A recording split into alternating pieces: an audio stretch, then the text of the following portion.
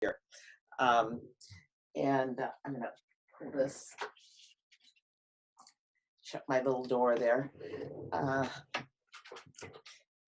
And I look forward to,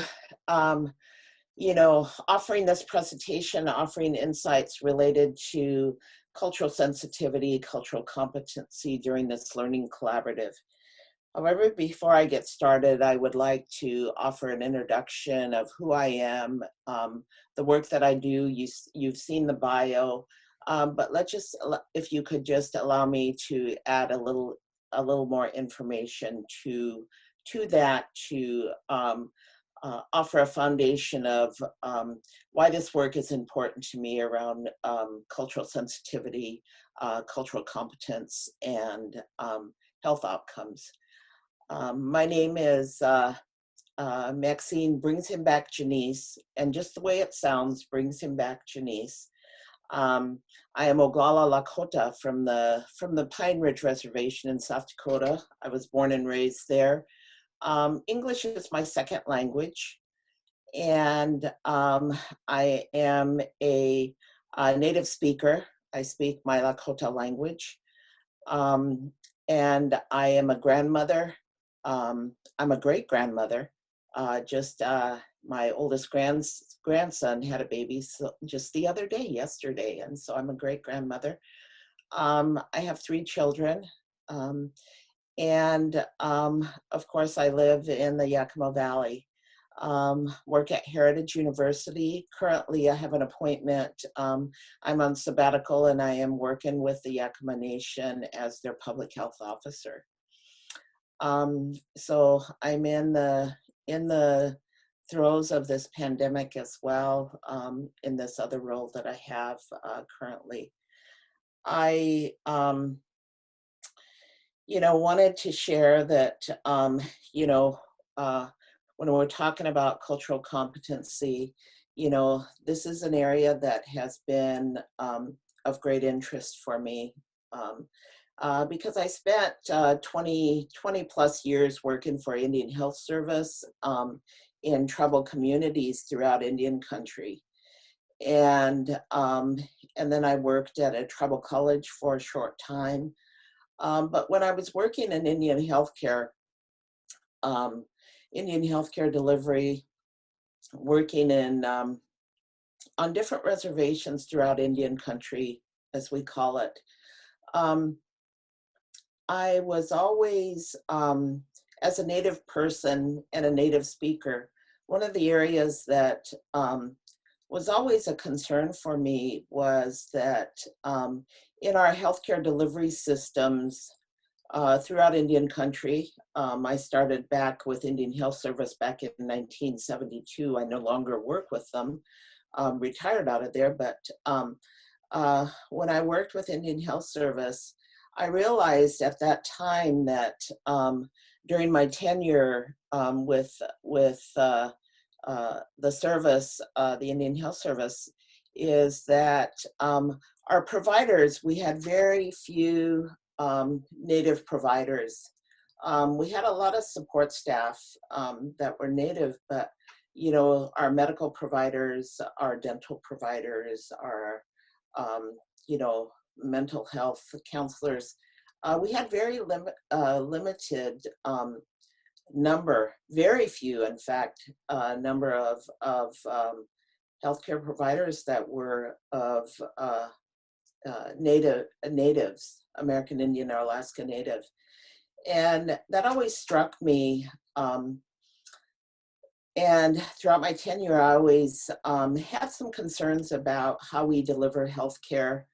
And of course, I didn't realize this back in 1972, but as I progressed through my healthcare delivery and tenure, it struck me that oftentimes, we in Native communities experience a lot of, not to create this as a deficit model conversation, I'd rather focus on our strengths in our tribal communities, but I always observed that, we didn't have providers that look like us.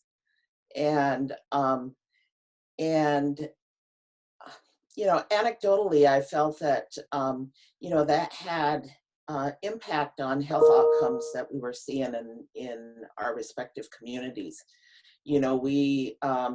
The Indian Health Service was established back in 1955, I believe. And, you know, we still experience high rates of, diabetes, cardiovascular disease, cancer. I mean, you can name all the areas of disease, and we seem to be the leaders in those. Not that that's a good thing, and it always just has troubled me that this was happening, and so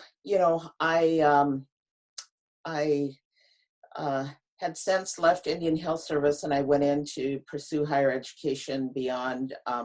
By my discipline is I'm a dental hygienist. I'm a registered dental hygienist, and I went on to get my master's in public health because I felt that public health was more aligned with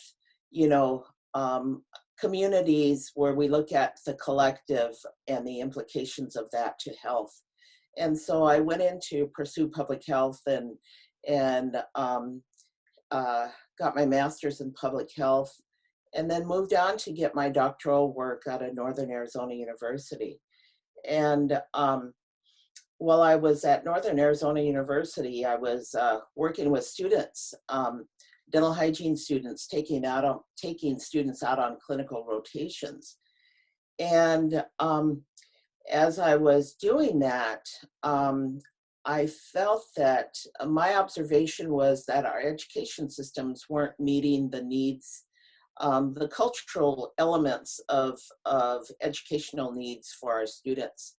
And so I thought to myself, if we're not in higher education meeting those needs of these students who are going to go out into communities of color potentially to provide healthcare services, we are not doing our due diligence in higher education related to healthcare, whether that's the allied health fields and or medical school, dental school.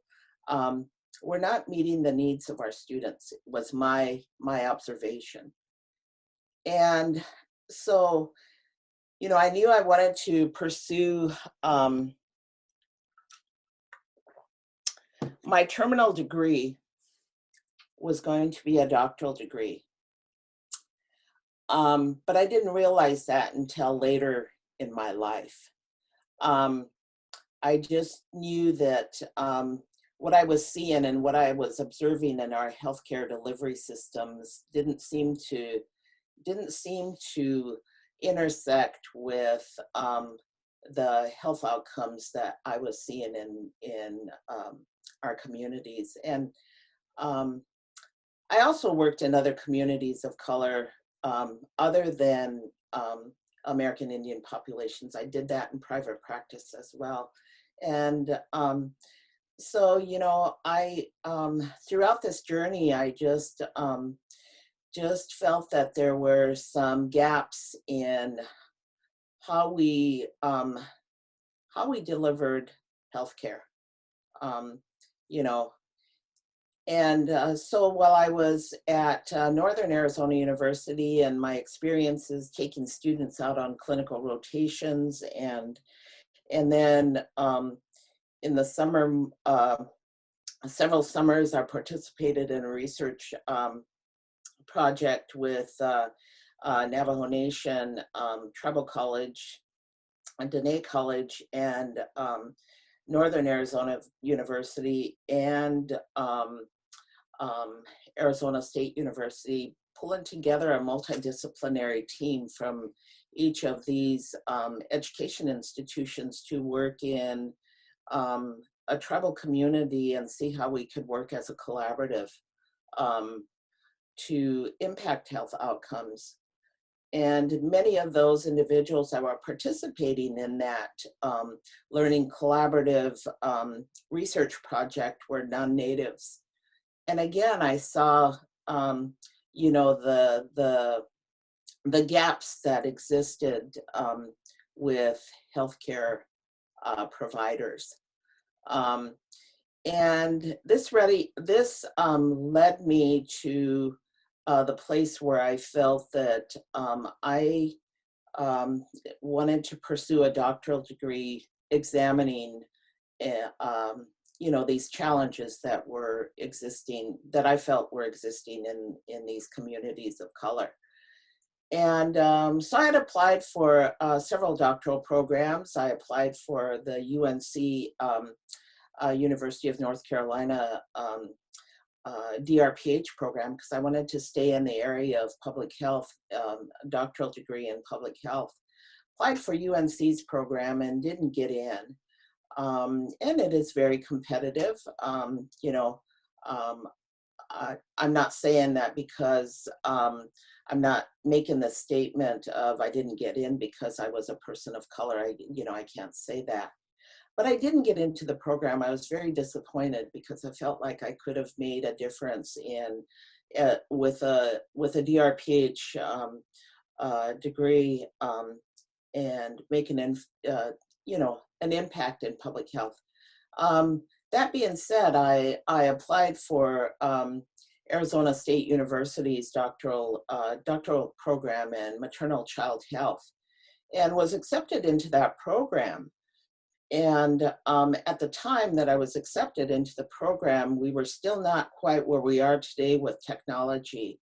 And if you know the distance between Flagstaff and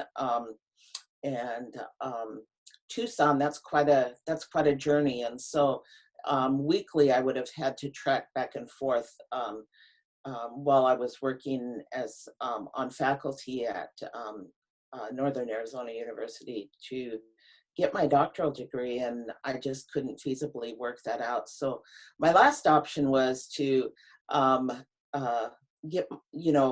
apply for a doctoral program at Northern Arizona University, the institution that I was at the time. And so I applied for a doctoral program, of course, got accepted, and I wanted to, in my study, I wanted to understand you know, a medical or a student's journey who is in healthcare. I wanted to understand their journey and the challenges that they faced as they went into these communities of color. Primarily, you know, we were working on the with the Southwest tribes from the institution that I was at. We were working a lot with the tribes in the Southwest, and my institution was working with tribal communities, healthcare systems within the Hopi Navajo Reservation, and so I was charged with taking students out on clinical rotations to these respective communities, healthcare, and, you know, embedding ourselves in the healthcare delivery systems. And as I took students out, and, you know, the training that they received in higher education was, you know, you took one of the cultural elements of the progression plan was that you take a multicultural class of some sort. And so most of the students took some sort of multicultural, a semester of in a class related to my multicultural experiences, you know, whatever that may be. And that was the foundation of their education experience going out. And now it's like, okay, you have this, now go forward and provide education. You should have enough knowledge to do that now. And I don't know if any of you have experienced anything similar throughout your education, but I thought, you know, that's really putting us at a deficit when we have communities of color who are experiencing health disparities, health inequities, and we expect these students who are now going to be licensed health professionals to step into these communities, and they should know how to interact, and they should know how to be culturally competent, and they should know how to provide a cultural safety environment, and be sensitive, that, you know, we expect those and we make those assumptions. And so I was really concerned about what we were doing as part of our education practice. And so I decided that I was going to do my research in the area of cultural competence. And this was, you know, a few years ago. Some of the language has changed when we talk about cultural competence these days. You know, it's really around cultural safety. But at the time, you know, it was looking at cultural competence. And so what I did was I, you know, would observe my students, or observe not my students, but observe the students who I took out on their rotations, that they struggled with the language piece, because we have many native speakers in these communities that they were going in. The cultural nuances that existed within these communities. Many of our students felt very uncomfortable going into these communities and providing care. You know, you know, when you go into some of the communities, you would see things that you normally don't see in your community related to poverty. And, you know, one comment I recall, one of the students who I was taking out to one of the communities was, I don't know why we have to come out here. You know, these people don't appreciate what we're doing for them. Assumption. How do you know that? You know, or you go out into a community and maybe you see. You hear of multi-generational families living in a very small area, you know, a home, or you see a mobile home and you see tires on the roof and you ask yourself, why are they tires on that roof, you know? So, you know, some of you may have had these experiences, you know, as well, and you may have seen it differently. But what I would like to share today is that many of our students who were going out into these communities were very reluctant to go out. And, you know, there was some hesitation, there was some fear, fear related to how people saw, you know, us Native people, you know, how they saw us. The stereotypical views were very much ingrained in how the world that they saw was very different from what, you know, these indigenous communities were. And so it was, you know, a challenge for students to go out in these communities. And there was some assumptions of, you know, was somebody going to harm them when they went out there because they were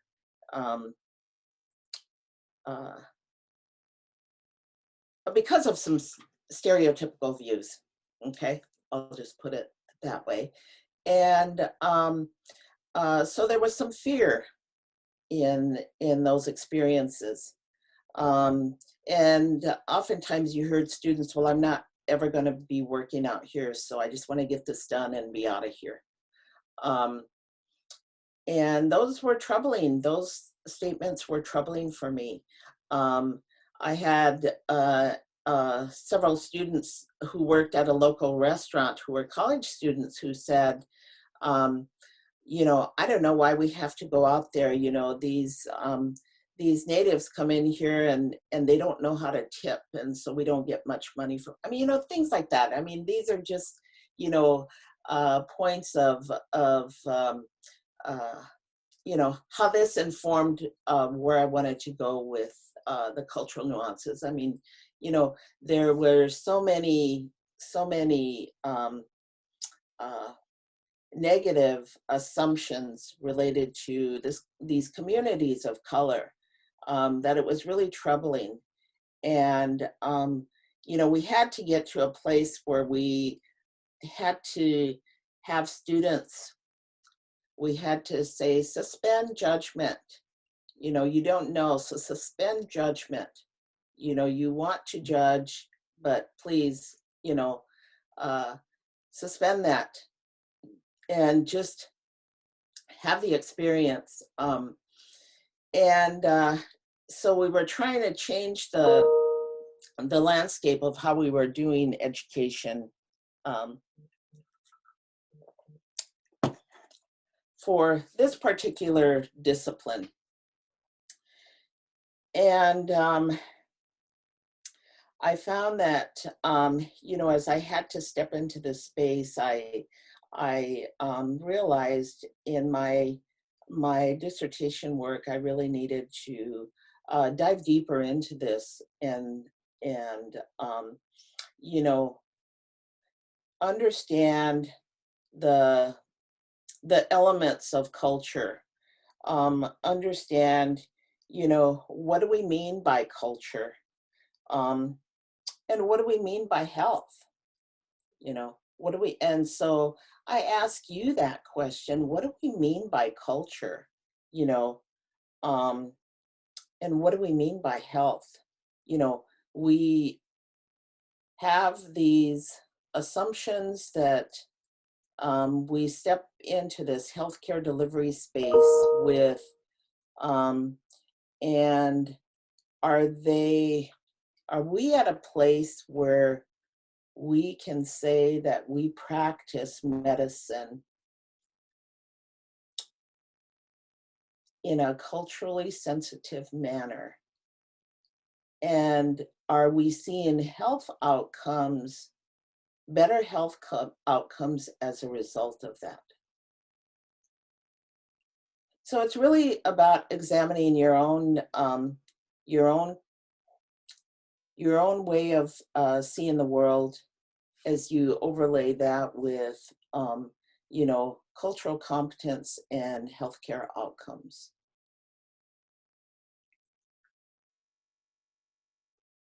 So as a starting point, I would like to have, so this is how we'll do this 3-hour block. It was like, wow, 3 hours, that's a long block. But what we'll do is, I wanted to offer this first hour, I wanted to just offer, my thoughts on, the notion of cultural competence and, what does that mean? And, what does culture mean to you? I mean, you may think that that's a very simple question, but it really, when you really start to examine and get in the weeds of culture, do we really know what we say when we say that someone is culturally competent? And can you say, oh, I'm culturally competent, because when I think of cultural competence, it's on a continuum, you know, um, and there are many pieces that come into that inform cultural competence. So it's not a point A to point B understanding, and now I can check it off, I have cultural competence. But it to me is more circular in the context of how we see that unfold. And so what I'd like to do is, I would like to have us get to a place where you know, have some discussion, and I'm going to ask Chelsea to help me on this one. I think that we have 76 individuals that are on this participation, that are participating. But I would like to, you know, see if there's a way that we can do a breakout session, breakout rooms, and have some discussion around what do we mean by culture and what do we mean by health? And so I don't know, Chelsea, if that is doable, given, you know, we'd have to divide, I don't know how many breakout rooms we can step into. And then I'd like to have someone facilitate that discussion from that, in that group, and then someone also just be the scribe and bring it back to us as a whole. Chelsea, is that possible? Yes, we can do breakout rooms. How many people, since we have a roughly about 76, how many were you thinking per room? I was thinking, we could do 9 to 10. Yeah, that's what I was thinking, maybe 10. Okay, we're gonna learn this together. So let's try it. Ready? We're about to go. It's gonna break them up automatically. Maxine, before Chelsea, just a second. So could you please review those what you wanted us to do, Dr. Jennings? Yeah, so what I'd like for you to do is, first of all, have someone facilitate the discussion around what do we mean by culture? And then, so the two questions are, what do we mean by culture? And what do we mean by health? And so someone facilitate, someone scribe, let's bring it back. Okay, thank you. Okay. All right. And then we'll do this probably about 15 minutes, 10, 15 minutes. Sounds good. Everyone's been invited and should be looking for their invite now.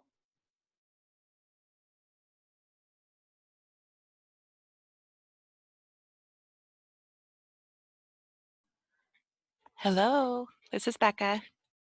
Hello, this is, oh, it says that I'm Bobby Turner, but I'm actually Carmen from Merit Resource Services. Hi, Carmen. Hi, how are you? I'm good. How are you? Good. Looks like we have several other folks in here. Mm-hmm. This is Matthew from Lutheran Community Services in Tri-Cities. Hi, Matthew. Hi, Matthew. I'm Monica from Serenity Point in Walla Walla. I'm Brandy with Park Clinic. And Teresa from the chaplaincy.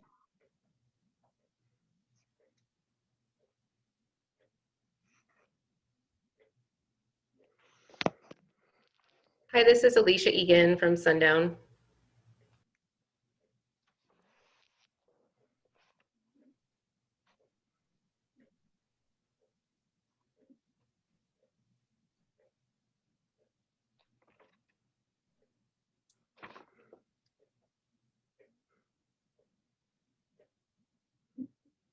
So I guess our first question is, what do we mean by culture? This is Becca. So if you had to define culture, how would you define that?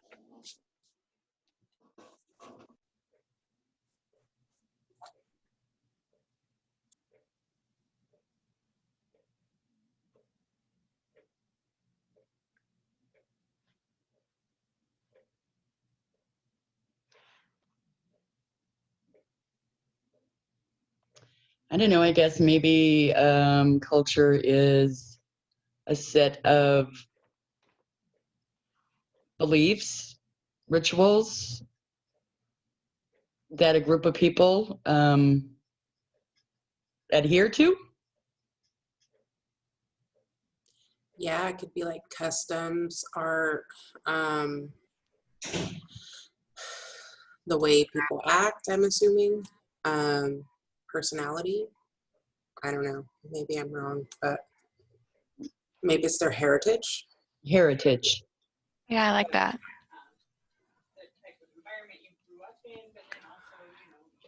I think a lot of things shape our culture, you know, and not just ethnicity. I was raised as a pastor's kid, so my culture was very different from some of my peers, you know. And that's where the belief system comes in, I believe. Correct. Because you could have different cultures within the same community. And I would think that that, you know, is a matter of, you know, the belief system. And I think heritage also has a big part in terms of, you know, setting some of those customs and rituals and things in place. And sometimes the values, like things that we value, may Yes. vary based on that. Yes. I think too, you speaking about being a pastor's kid, Becca, I think there's an element in my mind to culture that people recognize one another, even if they may not have a common history, they may share a culture. So I'm aware of, just because of some work that I've done in churches, that like people say pastor's kid, and there is sort of a culture that connects many folks that grow up within that particular kind of world. And I think about people often recognize one another, maybe by mannerisms, maybe by values, maybe by foods or clothes or figures of speech.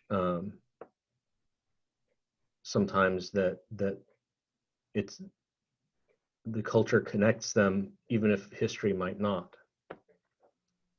Well, it's a little abstract and weird, but Yeah, like by background. So if I meet someone and I say I'm a pastor's kid, like, oh, I'm a pastor's kid too, I instantly feel like some kind of connection, even though we don't know each other yep. outside of that, you know. So I understand what you're saying.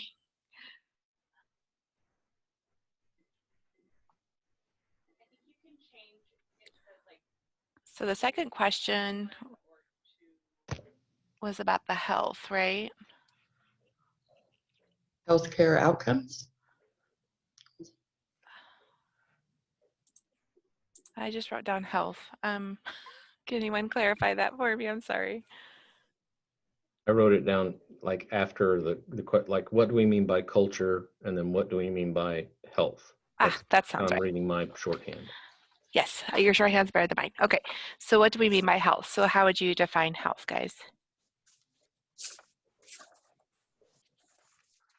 Physical, emotional, and spiritual.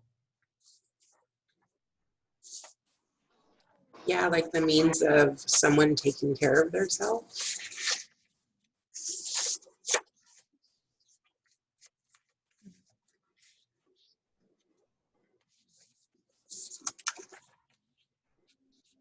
And I have a psych nurse background, so I always think of the mental health. Yes, I do believe that, you know, as far as, you know, if you're talking about stigmas and stuff like that, people pay more attention to the physical health of a person than they do the mental health of a person. Yeah. And we need to have that mental health because, of course, it can cause, you know, physical health issues as well. For sure. And right now, I think that we're seeing more issues with mental health because we're isolated, and people that already struggle with depression or different things, it can be heightened by this feeling And of the lack isolation. of, you know, accessible care is also making a big impact as well. Yeah. And that could be both financially and as a result of COVID and not being able to see a doctor. Yeah. There's something too to me, and this may be part of what y'all are saying about the COVID and the isolation pieces, is that to me there's something about health that has to do not just with an individual sort of not being ill or sick or something like that, but it actually has to do with well-being in relationships, connecting people. like a healthy. Support system, maybe? Yeah, I mean, I think about, like, we talk about here we'll be talking about a healthy workplace, and we don't just mean like people have their primary care doctors and they do their regular visits, but the way we work together, the way we that the organization has a system, has a kind of health and well-being that means it's able to do what it needs to do. And I think about someone can be healthy but may not have, a great lipid panel, because they're able to do what they need to do, or they're able to engage in their life in the way that they feel they can and should. I'm probably giving myself away as not from a medical background, but No, I that's think part you're of talking about where I'm. holistic health is what I think. Like, I think about Yeah, nursing as holistic care.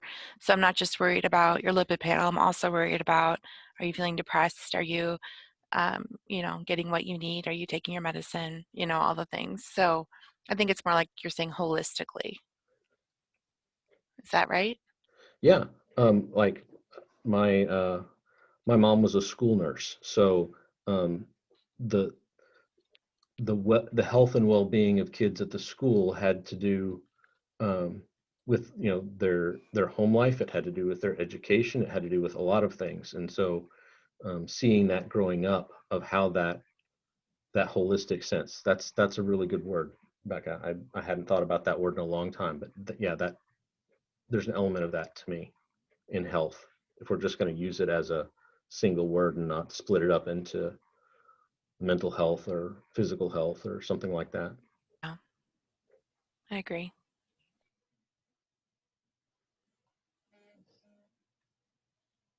Well, we do know too that social aspect and plays a part, and I kind of think what Matthew was, somewhat trying to get across too, is if our social interactions and stuff are not healthy, even though we ourselves are not sick, we may not be healthy individuals. We, as human beings, need that social interaction, and it has been cut way down or cut off for a lot of people. So I think that plays a big part in, the holistic, because that can have the effect on both mental and physical within the person. Yep. Yeah. Totally agree. I agree. It makes me think about the social determinants of health too. Like housing is a health issue, not just a housing issue. Right, because I mean, when we're working with clients and stuff like that, we're looking at on just about every aspect of their life in order to get the full picture, and get the full picture of how healthy are they, or how unhealthy are they. And that environment can play a big part in that. So yeah, you're right, housing is a big issue. And when we're adding a lot more stress because they maybe as a cultural differences or something, that they can't get housing, which we really shouldn't be having any of that, but we still have some of those things that play a part in our society. So adding extra stress, trying to find a place to live, all of that also contributes a big.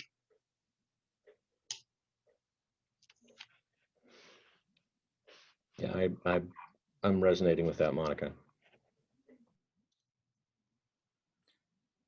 And I've heard that more children are being left home unattended while parents are working because the schools are closed. And I mean, there's so many other things going on, and that can definitely impact the health of these young kids. I think about resources often with food and housing and even school supplies and things, coats. Like, a lot of the kids get coats and shoes through school, and now they're home. So our church is doing more outreach for that reason. So I like that you brought that up.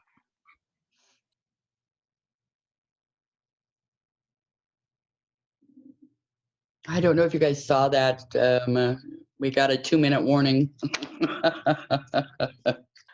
Any last thoughts before we get pulled into the big group?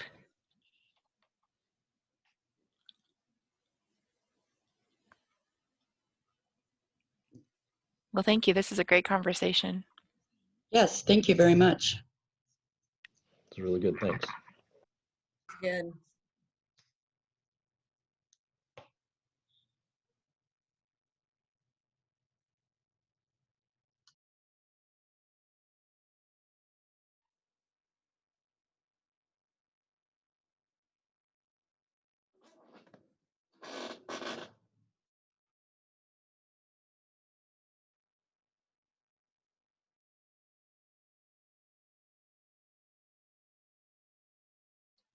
So guys, do we leave the room and go back to the big one, or do they take us back there automatically?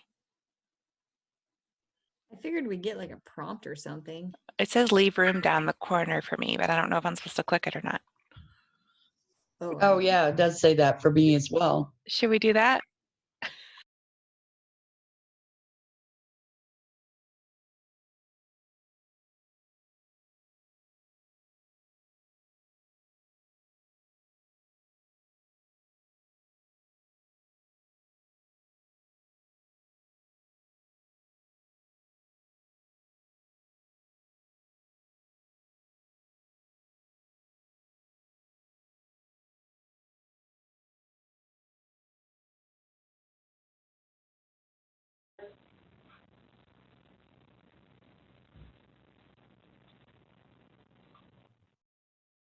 Everyone should be returning here in the next few moments.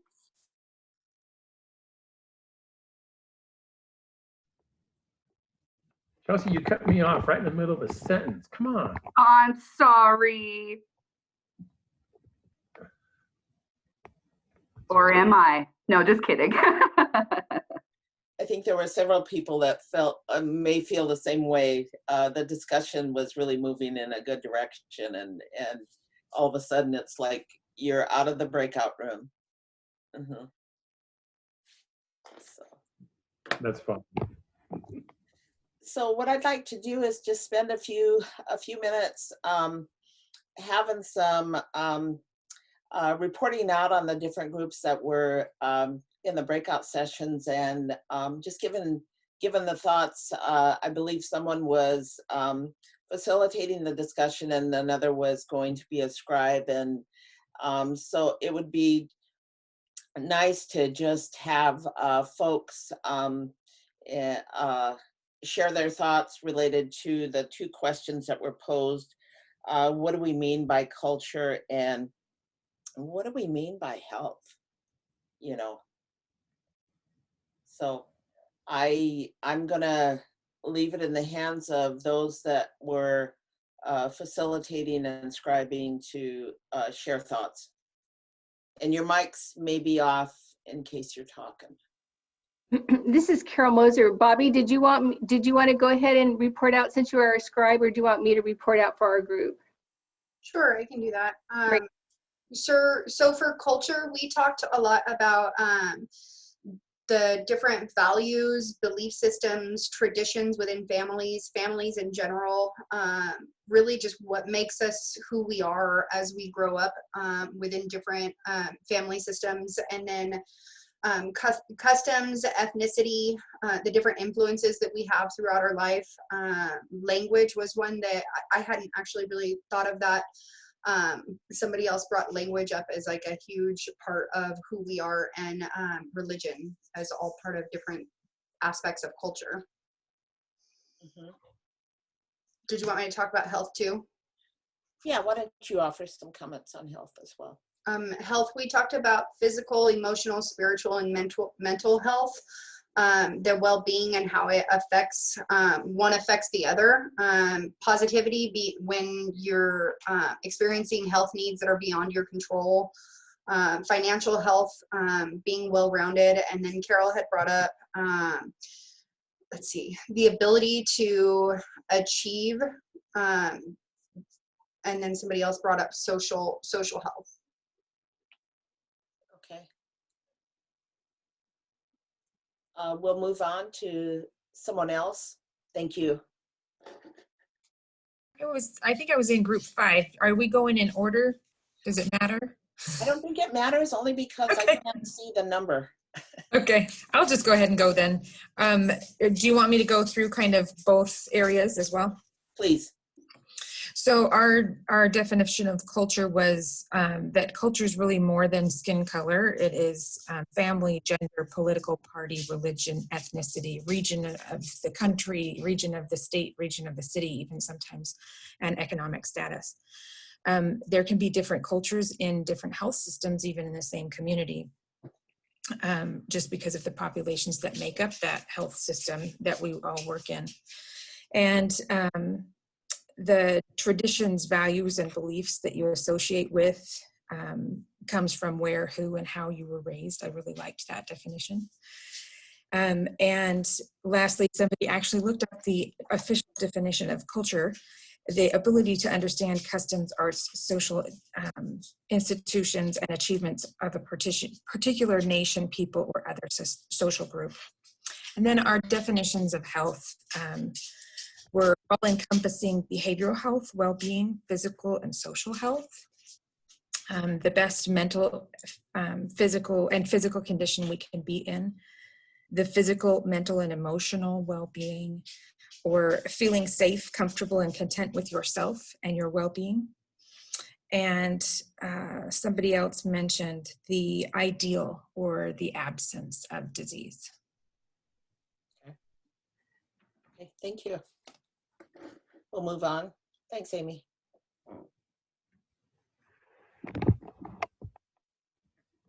I was the scribe in our group, but honestly, Hope, I think you were the one with the addressing framework, so maybe you should share about that. That's what I was going to mention also. I think Hope is probably the best candidate. Okay, thank you.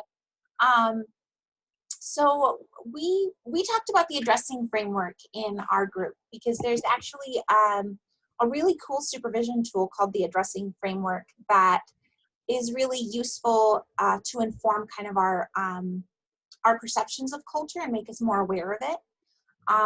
We also talked in our group about how we perform culture, how everything that we do communicates to other people what our culture is and what our values are. So that was kind of what we covered. The addressing framework goes over, hold on, let me get to that document again. It goes over age and generational influence, disabilities, those that we were born with and those that were acquired later in life, religion or spiritual orientation, ethnic and racial identity, socioeconomic status, sexual orientation, indigenous heritage, national origin, and gender, including gender nonconforming. So it's just a really cool framework to really think about all of these different pieces that contribute to the way we view and perceive the world. Another cool point that we talked about in our group was the fact that even if we're not super aware of it, we all come from a culture. Even if it seems really normative to us, just because we might think that our own experience is kind of non-remarkable doesn't mean that it's not a culture.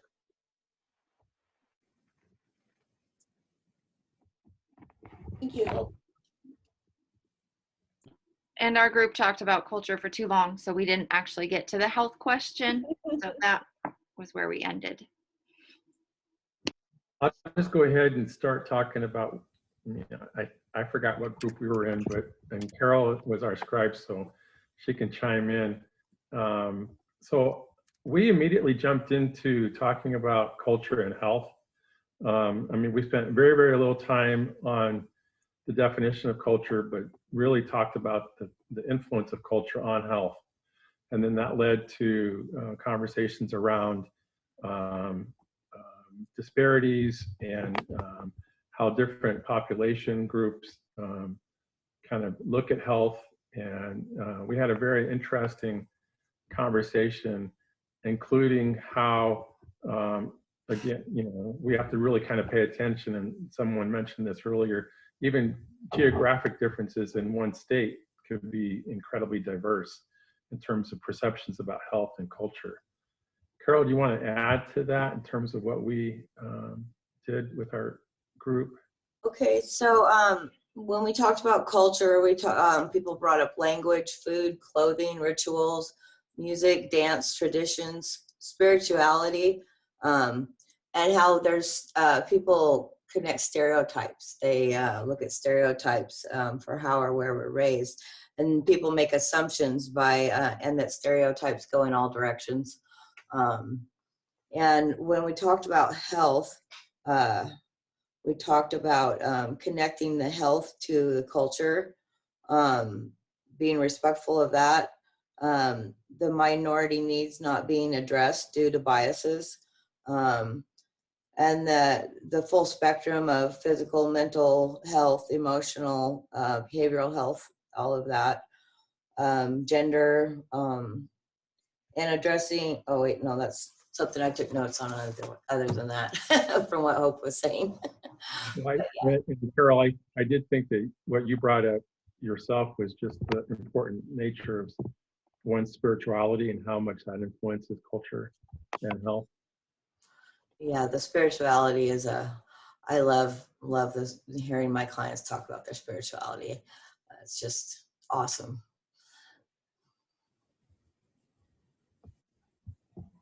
We can move on. Thank you, Carol. Thank you. And Dan. Mm-hmm.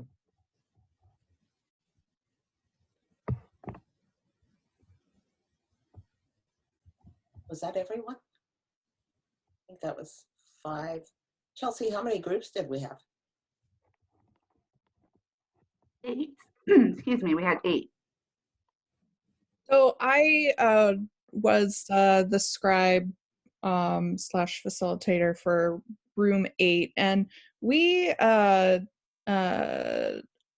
group members brought up a lot of the same stuff that others had shared already, and then also another kind of interesting one, maybe not to this particular seminar that we're in right now, but talked about organizational culture as well, and how an organization is run and how things are done, what the expectations are, and within that group, what the ethics and morals are, that everyone's on the same page, and what the reputation is of an organization. And yeah, just I guess that's what I would add on to what everyone else had shared. And also age groups. I don't know if that was mentioned as well, but one of the individuals in our group talked about how adolescents, that age group, can have a culture of its own at times. So being mindful about that, and learning what it's like for that individual in their group. Thank you. I think that was the last group. Thanks, Vanessa. So I have a question for you. Do you think organizational culture influences health outcomes? Think of the organization that you're with. Do you think organizational culture influences health outcomes?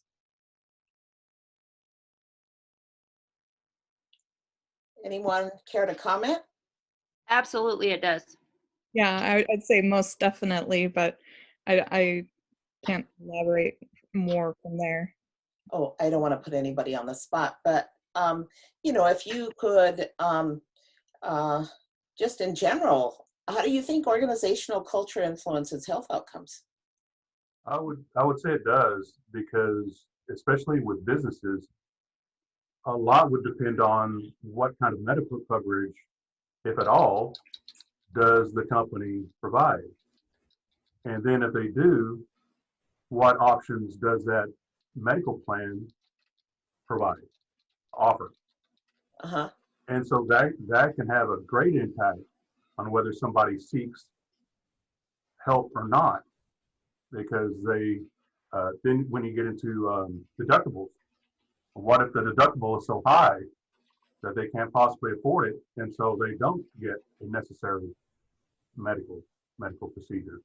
Versus if the deductible is low, well, they might be more willing to take that step and get the help that they need. And I mean, then, that's one of the big things. yeah. And then we move, so I just, you know, you all, I mean, are professionals, and when we're talking about culture and health, it's very, very complex. Agree? It is complex. And so when we talk about cultural competency, it is not black and white. And there are many layers of that. And so as we attempt to, and that's why I say when we're talking about cultural sensitivity and, you know, we use the word cultural competence, it's really not from point A to point B. It is, in my opinion, it's very circular because there are so many components of that that can influence and can impact health outcomes in a negative way. Sometimes in a positive way too. I mean, but I mean, I'm thinking of more, you know, health outcomes that continue to exist, whether it's related to mental health or managing diabetes or receiving cancer care.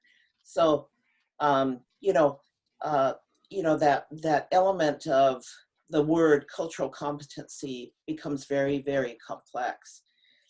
And so what I want to do is I'm going to share a story with you. And tell me, you know, because I'm coming from, I'm a native person. I'm in the area of American Indian Alaska Native population demographic. However, if any of you saw, we in CNN during the elections, we were part of that segment that said we were something else. You know, and I don't know if any of you noticed that. I sure did, and many of my native people in our communities noticed we were something else. And so to be dismissed in that fashion really has something, it's an element of that cultural insensitivity that exists even, you know, at whatever level. And this was kind of, and you know, I have to say maybe it wasn't intentional, but it felt like it, you know, as a Native person.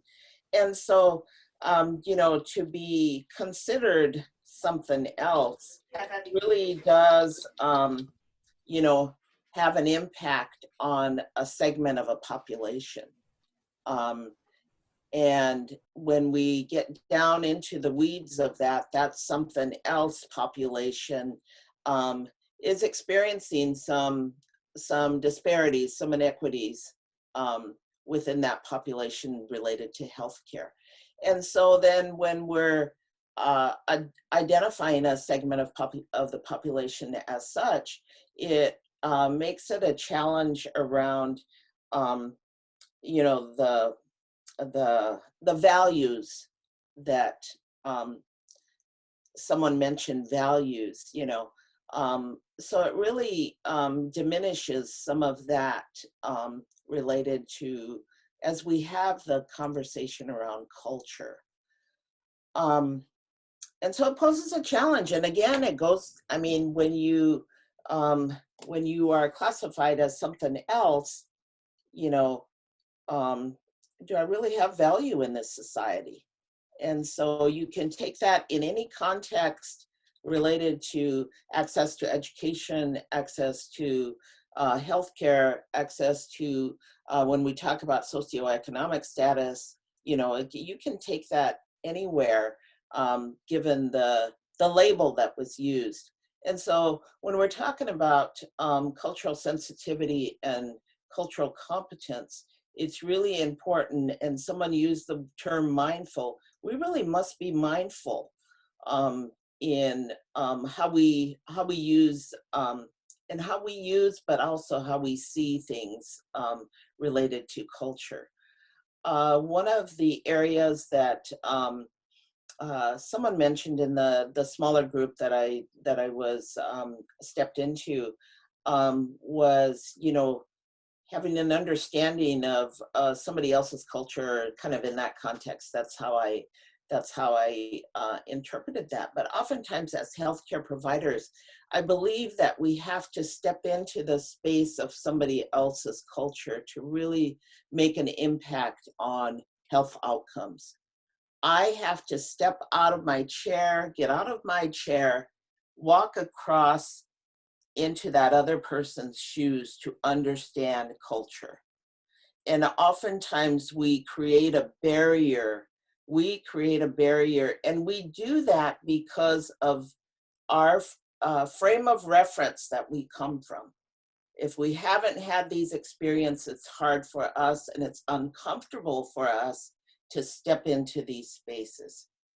Does anyone agree or disagree with me? And if you disagree, please, or either way, please share your thoughts. Dr. Janice, would you like me to read out some, I noticed some comments from some earlier conversation. Please. Would you like me to read out the comments as we go, or would you like me to reference some of those earlier comments? If you would, please, Chelsea, that would be great. Absolutely. So if I scroll up a little bit, we have, I think this was back to the, how does organizational culture affect culture? And so some responses included self-care, resources through insurance benefits plans. Another comment said in an organization's ability to recognize its bias, deficits, opportunities, strengths, organizational trauma. All of this influences culture and therefore its outcomes. Office culture can promote or discourage equality, hiring practices, stress, and anxiety. Respecting our difference and appreciating different perspectives. And then the last is recognizing and addressing or not the cognitive bias in healthcare is important to the culture of an organization and the healthcare, get more comments, and the healthcare you might receive, especially for women and people of other ethnicities. Got a couple more comments coming in. Agency, vision, mission, and values are driven by the culture. The leadership, operation, and services offered to community reflect how they see culture. And then lastly, I think it's always a little anxiety driving to experience the unfamiliar, but it is always perspective broadening and enlightening. So the question that I have is, when we talk about agency, I'm talking about not the agency of your organization, but I'm talking about, you know, agency, my agency, you know, what does that look like, you know, and how within that agency that I have, because sometimes we have communities where individuals don't feel like they have agency, you know, therefore, you know, we step into these healthcare access points or delivery points, limiting our agency. And therefore, as we do that, we do not give ourselves the voice and ability to take part in that, be an equal participant in our healthcare delivery. And so how do we get to a place where we can instill in, whether it's a healthcare provider or a patient, how do we get to a place where we can find that bidirectional space where we honor each other's agency and what we come with to see better health outcomes? Boy, that's a loaded one, but that's where I'd like for us to get to be in that space. And so I look to your comments. Tell me your thoughts. This is a learning collaborative. This isn't Dr. Janice collaborative. It's a learning collaborative. Your thoughts? Dr. Janice, this is Carol. Since other people have been reluctant to step into this space, and it's because I read that lovely book that you gave me, The Scalpel and the Silver Bear. But that book taught me so much about agency and being able to understand, especially from a provider's point of view, how you learned medicine and how this person receives that medical treatment could be two different things. And so I think one of the things that we need to understand is what are the cultural practices and values of individuals that might be different from us, so that we can deliver that health care in a meaningful and a culturally appropriate way, so that the certain cultural practices that you might have from your family might be very different from Western medicine, but that's what might be healing. So the emphasis on spirituality, for example, might be a cultural practice that a provider needs to recognize in order to get that person well. So I think that I'm on the right track there. Absolutely. Again, I offer, the floor is, this space is open for any comments, but that's where I, want us to get to as we do this work around,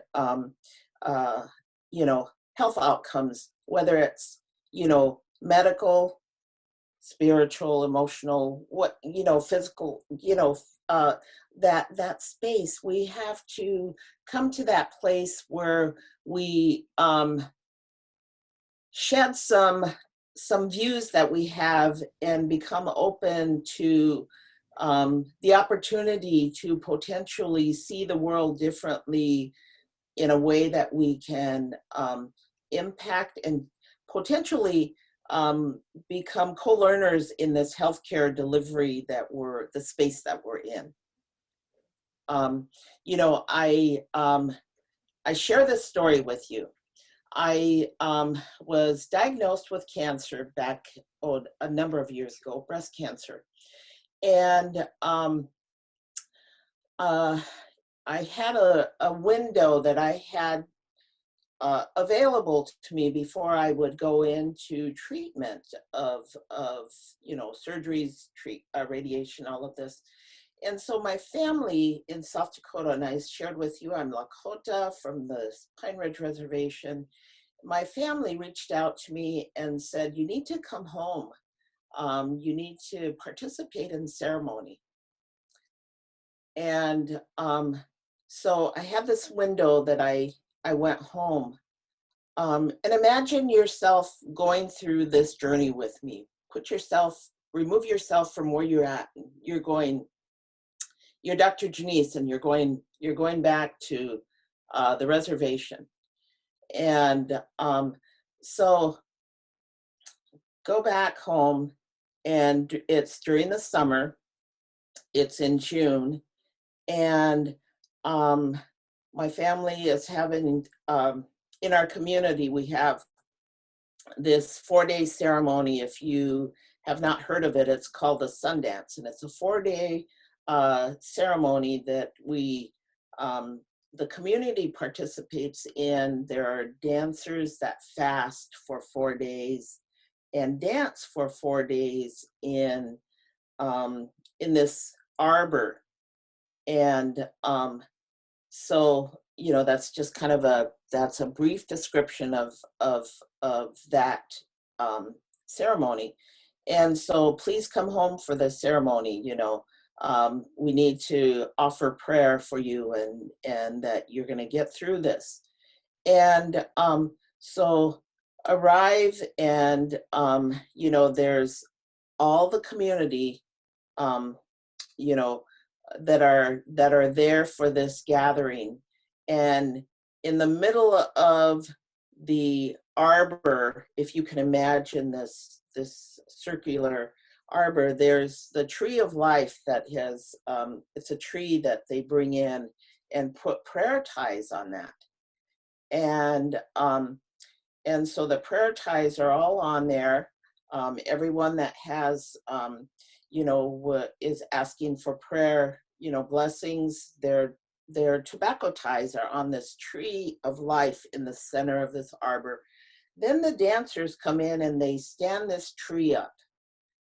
And then the ceremony, I mean, there's some pieces of it that, you know, I won't share, but, you know, the ceremony starts. And so it's from sunup to sundown. And the dancers, men and some women, are there dancing in this choreographical manner. And they decide on the third day at that night, during that night, that they will do a night dance for those that need, you know, feel they need more prayer and blessings. And so they do a night dance during that ceremony. And you guys are with me, you're traveling with me. And so the night dance, it's dark. The dancers come in and they have sage bundles tied to their wrists so that the person behind them will know which way to go. And so they're all attached or holding on to this sage bundle kind of wristband. And they're coming in through the east entrance. And it's dark. They're in the, you know, you can't hardly see anything. And the people who are the kind of the spectators are around the circle in the arbor, but they can't step into that sacred space that's only for the dancers. And so the singing and the drumming, you know, all starts. And you know, the medicine man is at the, you know, at the tree of life, you know, doing the prayer in the Lakota language, you know, and all of this is happening. And then all of a sudden, you can see the Milky Way, and you can see a flicker of light that comes in, and it almost like sweeps around and sweeps into that middle tree of life, you know. And so, you know, you see that, and then the drumming and it continues, and you know, they're smudging us as we're participating in this ceremony. And then after that kind of segment is done, you know, the dancers all file out. And then shortly after that, you see this moon just come up in this huge, you know, it's like, oh my God. But there were some things that happened in that, during that ceremony. And, you know, I share this with you, and it is, you know, Dr. Janice Maxine's story of her experiences of the supernatural, which many would just dismiss. That's, you know, oh, come on now, that stuff doesn't happen. But when we are, and so my point is, as you traveled with me and you were part of this, how did that make you feel? Because I want to say something else, but I want to ask, did you feel, you know, what I was experiencing? I mean, not feel physically, but did you understand my story and what I was experiencing? What did you think as you were going on this journey with me? Anyone care to comment? Well, for my part, I've been involved with Sundance for quite a while now, so I've had some experiences much like what you're talking about. It takes you, almost call it traveling back to the real world. And then when you leave, you feel kind of strange going back into town and all that again, because it does feel magical. But after a while, you realize that magic is totally natural. Mm-hmm. That there is something to it. That no, it can't always be explained logically. Mm-hmm. But you know it's real. Deep down, you feel Yeah. it, you know it's real. It almost feels like you're on the edge of the other side, I guess, you know. And it's hard to, hard to describe unless you've experienced that. And those are things that oftentimes we don't open ourselves to hearing. And not that some communities do not want to share any of this information. I share this with you at a very personal level because we're talking about health outcomes. We're talking about someone who has experienced breast cancer. We're talking about the impact of that could change one's life, and go in any direction, but to have that experience and, to recognize, that's part of my very being. That's who I am. That's what makes me who I am. This is the frame of reference that I come from as a Lakota woman who is grown up, who was born and raised on the reservation and didn't know anything beyond the outside borders of that reservation during my early childhood. I didn't know beyond that, what existed, and I could share some other stories related to that. But, this was the confine that I came from.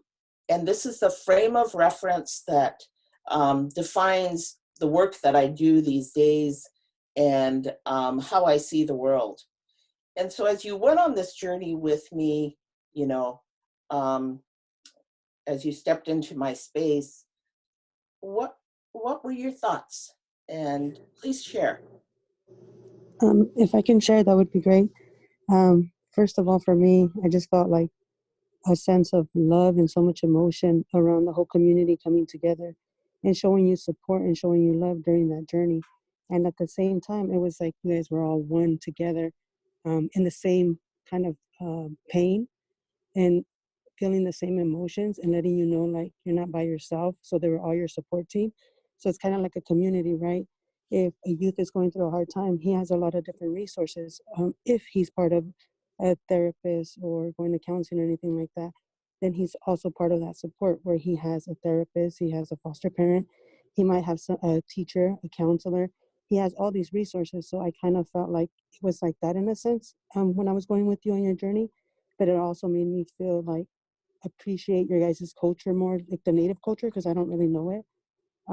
So it just gave me like different emotions about it, but it was very powerful. Thank you.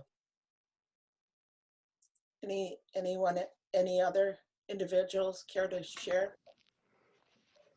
Dr. Janice, I would like to just say part of what I echoing part of what Yanette was saying. My sense of that was that you were giving us, not giving, you were lending us your eyes and your ears in that, not trying to give us a sort of objective, factual,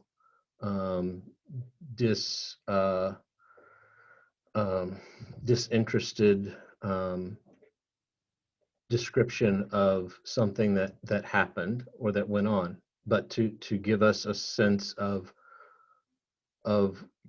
what it was like to experience that through you, which would be unique and shared only from you, even if someone else that had been there had told the story of their experience with it. What you shared was part of your own being with us, and I'm thankful for that.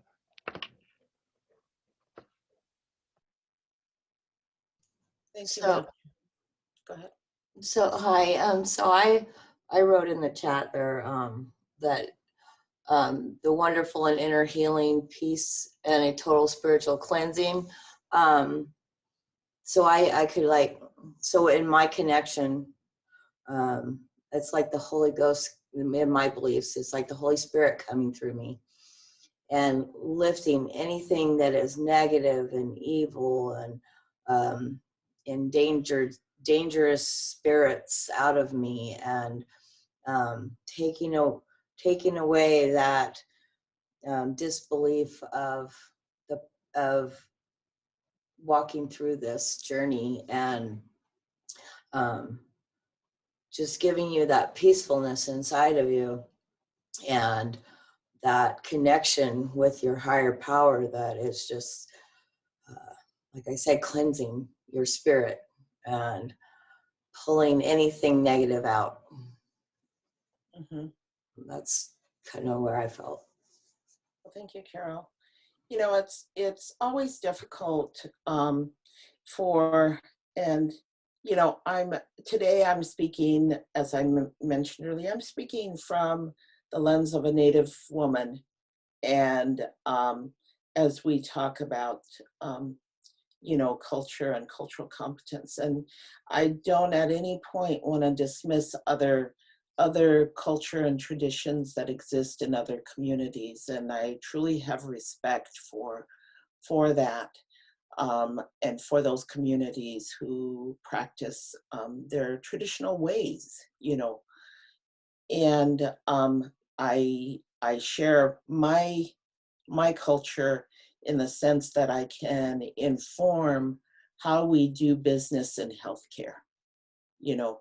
For those of you that are staunch science, you know, we only go by evidence-based practice, I get that too. You know, I understand that. And, you know, I went into my space of culture and traditions that warranted that I needed to do that. But yet I stepped back into this other area and went through the science-based, evidence-based, you know, this is what needs to happen as well. And so as I use those two, you know, to complement my healing, I think that I was able to overcome any adverse events that could have happened long term. I think that really worked in my favor, and so I believe that in healthcare delivery, we tend to be prescribers of medicine, but we have to flip the script in medicine, where we honor the traditions and practices of those that are coming into that area that we're going to be offering healthcare. You know, and once we do that, you know, it then becomes a sacred space. I really believe it becomes a sacred space for true healing to happen. You know, and I want to go back to the group that I was in and all those areas of culture that I can't remember.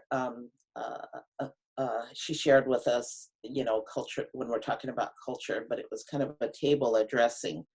And, you know, so when I say culture is very complex, it really is, because I share another story with you. When we look at culture and we look at, you know, the culture of different segments of the population, the subcultures, culture of organizations, you know, I share this story with you when I think of gender. And, you know, when we think of when you know, gender, sexual orientation, you know, someone who is you know, gay, lesbian, you know, sometimes we have some, you know, preconceived how we're going to treat that individual because of the choices or the where they're at in life. Well, in our culture, in the Lakota culture, if you know, we have individuals who are born to you know, They may be born female, but they're, you know, stepping into that male space, and they call them heoka.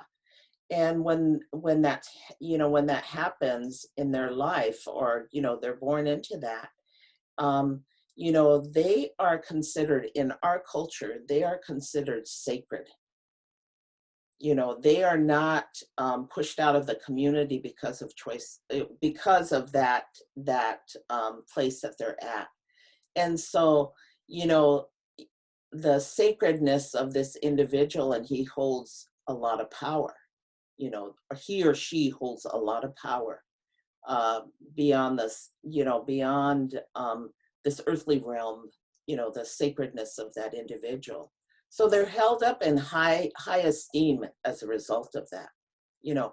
Whereas in our society today, you know, sometimes we have the total opposite that's in our society, you know. And so that frame of reference that some people have is a negative frame of reference. And again, those kinds of things impact health outcomes. You know, they truly do impact health outcomes. When I think of the word, when I use the word wakanja, which in my language means sacred children. When I use that word, I think of our children, all of our children in society today. There's sacredness of those children. So when we change the language and see the world through this different lens, we get to a place where we, on this circular continuum, I guess, we get to this place where we can actually acknowledge we have elements of cultural competence. Because we become more cultural sense, that whole piece of sensitivity comes into play. So, you know, just put that in your framework as we continue to move through this learning collaborative. You know, sometimes we don't understand the cultural nuances of a segment of our population. For example, in my culture, you know, tobacco is sacred. It's sacred. It's held. We use it to offer prayer. Whereas in this other culture that I walk in, you know, I'll use the term this dominant culture that for me, I exist in. Tobacco is, you know, has a negative impact because it impacts your health, causes cancer, you know, all of these things. But yet we have this other place where, you know, we use this as medicine. And it's, you know, natural tobacco. It's so hard to find these days, but, you know, a lot of our people use regular tobacco to offer prayer, you know. And so there's this disconnect between two cultures sometimes that exists. And if we could get to a place where we come to this crossroads and we can get it all in this same lane, I think that we could change health outcomes in our society. And I'm gonna allow us to take a little break to ponder everything that was presented today. And the next piece of this is to understand the relationship between culture and health. And there is health, and then there is health. So think about that. There is health, and then there is health. So when I think of that question, I think, yeah, there is health. You can give me medicine to cure my ails, but there is this other health that exists that is much deeper and could inform practice. So I'm gonna allow us to just take about a 15-minute break, and then we'll step back in, Chelsea. Yes. So 15 minutes. So we'll be back at 2:50. 250. Okay.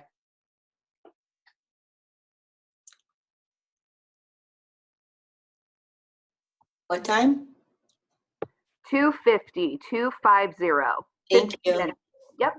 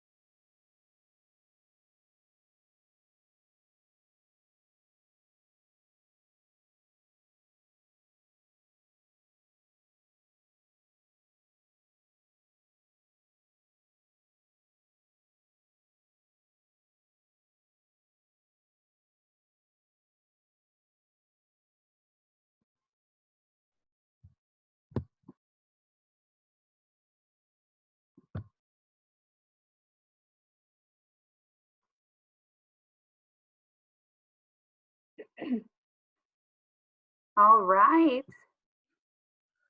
Well, welcome back. These Zoom meetings, we need to step out of our chairs and stretch a little bit. And it seems like we're in seated positions anymore all the time. Yeah. Well, we're sort of midway through this, but I realized it was like, oh my God, I was thinking I, had to stay on this schedule that was such, and I was concerned that I was going to have enough to share with you, but it seems like we're just clipping along, and hopefully you are gaining some new knowledge as part of this learning collaborative.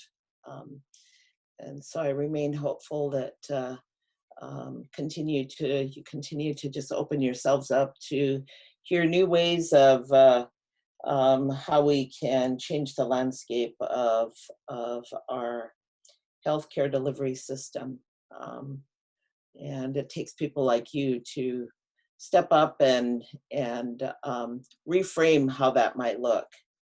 Although many may say we have to stay within the confines of our respective organizations, I think that there's still opportunity to do some change and be agents of change. Yeah. Dr. Jennings, this is Carol Moser again, and I just wanted to let you know that one of the things that we appreciate about the model of care that we are advancing through our organization is the patient-centered medical home model of care, and it definitely considers cultural sensitivity, cultural competence. In order to be a good provider, you really have to understand the patient's values system. So that's why it's important for us to have this training for our providers, is that it's part of PCMH certification, but it's also just a good part of being a really good provider. Well, thank you, Carol. Yes. So what we'll do is we will continue on, but I wanted to loop back to initially I shared with you a little bit of the dissertation journey, or the higher education journey that I was on, and what I wanted to understand with in the study that I did to complete my doctoral work. But I just want to share a couple pieces of responses. I did a case study, and again, I was looking at the cultural competence of our non-native healthcare providers working in tribal communities. And I just want to share with you some of the comments as part of one of my, I did a qualitative study, so I was looking at themes within my study. And I mentioned early on, or before the break, about tobacco. And, so we did some interviews with, or I did some interviews with our participants who were part of this case study, these providers. And when we discussed tobacco, healthcare providers felt that commercial tobacco was unhealthy, and they had a responsibility to provide education based on evidence around tobacco use. However, as we progressed through the study as well, participants recognized that tobacco is an important part of culture and plays a key role in ceremonies. And so they came to an understanding of that. And however, the participants were unaware of the differences between commercial tobacco and traditional tobacco before this research. And so we did some pre and post, I did some pre and post questions around tobacco, because that seemed to be an area in the oral health field that seems to resonate with providers, that tobacco use. And then, just looping back to some other elements of related to the study was, we did the pre and post, and the post responses of the individuals were, that kind of gentleness, being gentle, listening, concern, caring, how they interacted with their patients seemed to resonate during the pre and or after the following their experiences as participants in this study. And this really informed how these individuals were moving into practice as healthcare providers, being participants in this study, and then also having had these experiences working with different segments of Indigenous populations. So once we, so the results of the study indicated that we really need to do a little bit more in our education our education institutions to prepare healthcare providers as they step out into communities of color and how they provide services. So I just wanted to kind of loop back to why, the importance of the study. The other thing that I wanted to mention as well is that I struggled as an individual, someone coming from a tribal community who, didn't grow up in mainstream America and didn't have the education opportunities that some individuals have, or segments of our population have. And so I came in somewhat in the deficit arena because I didn't have opportunities such as a library, people growing up having stories read to me, but I had oral stories, but not given, what we see in society as far as, mom's reading me a bedtime story kind of thing. I didn't have those experiences, and, grew up in poverty, which I didn't understand until I looked back that, yes, we didn't have much.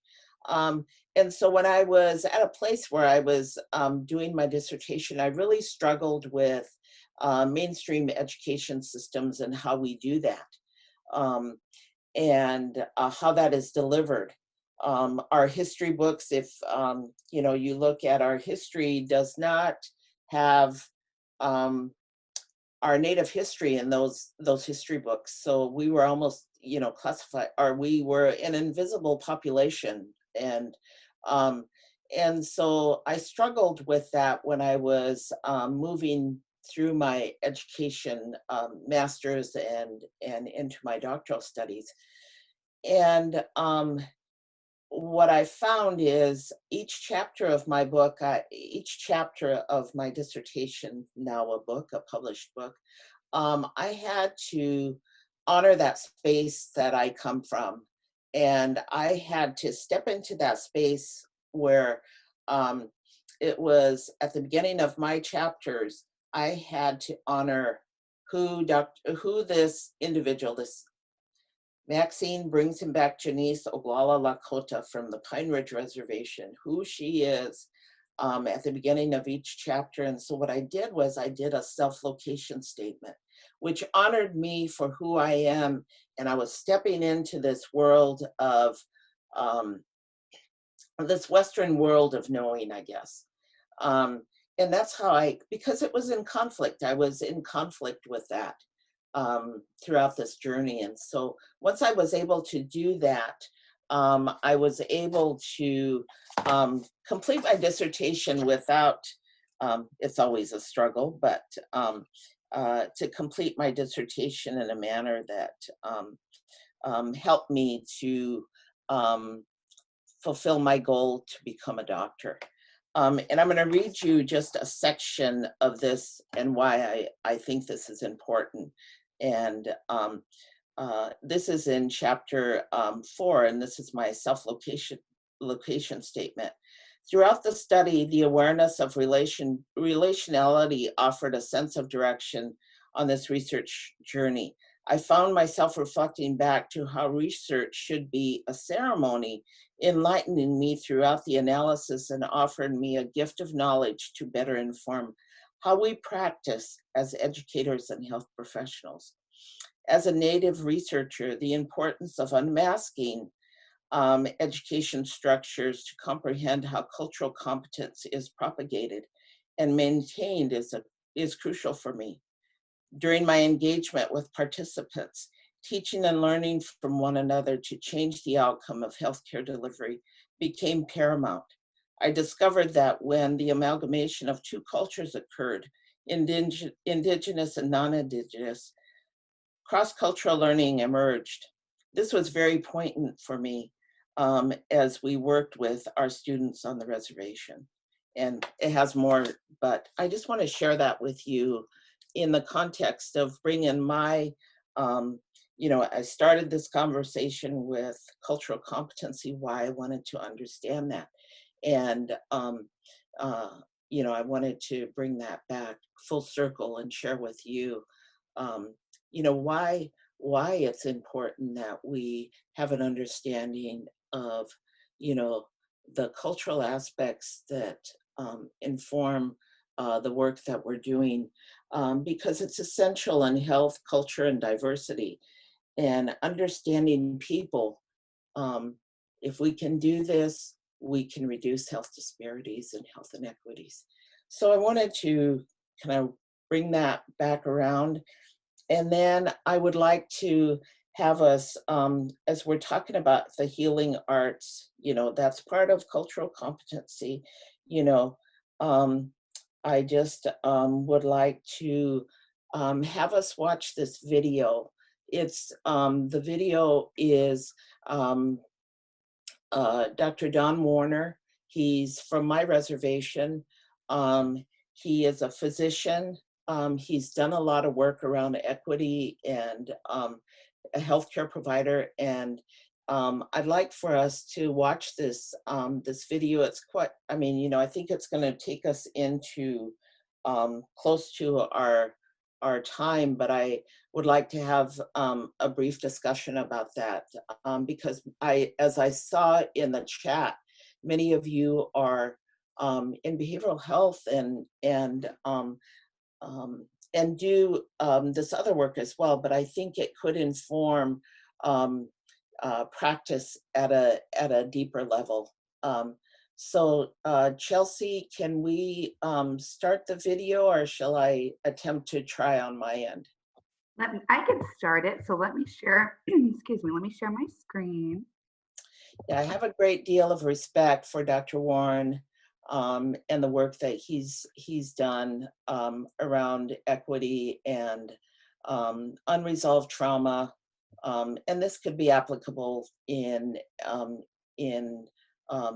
segments of population where, we have people of color. So I hope you take away from this a message around, how it's the importance of understanding culture, the protective factors in healing and medicine. Okay. Okay. Can you start, or you want me to? Okay. Associate Dean for Diversity, Equity, and Inclusion at the School of Medicine and Health Sciences at the University of North Dakota, and also directs both the Indians into Medicine program there and their MPH program. His research examines the impacts of historical trauma and adverse childhood experiences, or ACEs, on health. And in his talk today, Don will examine historical and cultural factors that have had an impact on the health of American Indian families and identify potential solutions towards achieving greater health equity. With that, I'm going to turn it over to Don so we have plenty of time to hear from him. And thank you, Don. Thank you.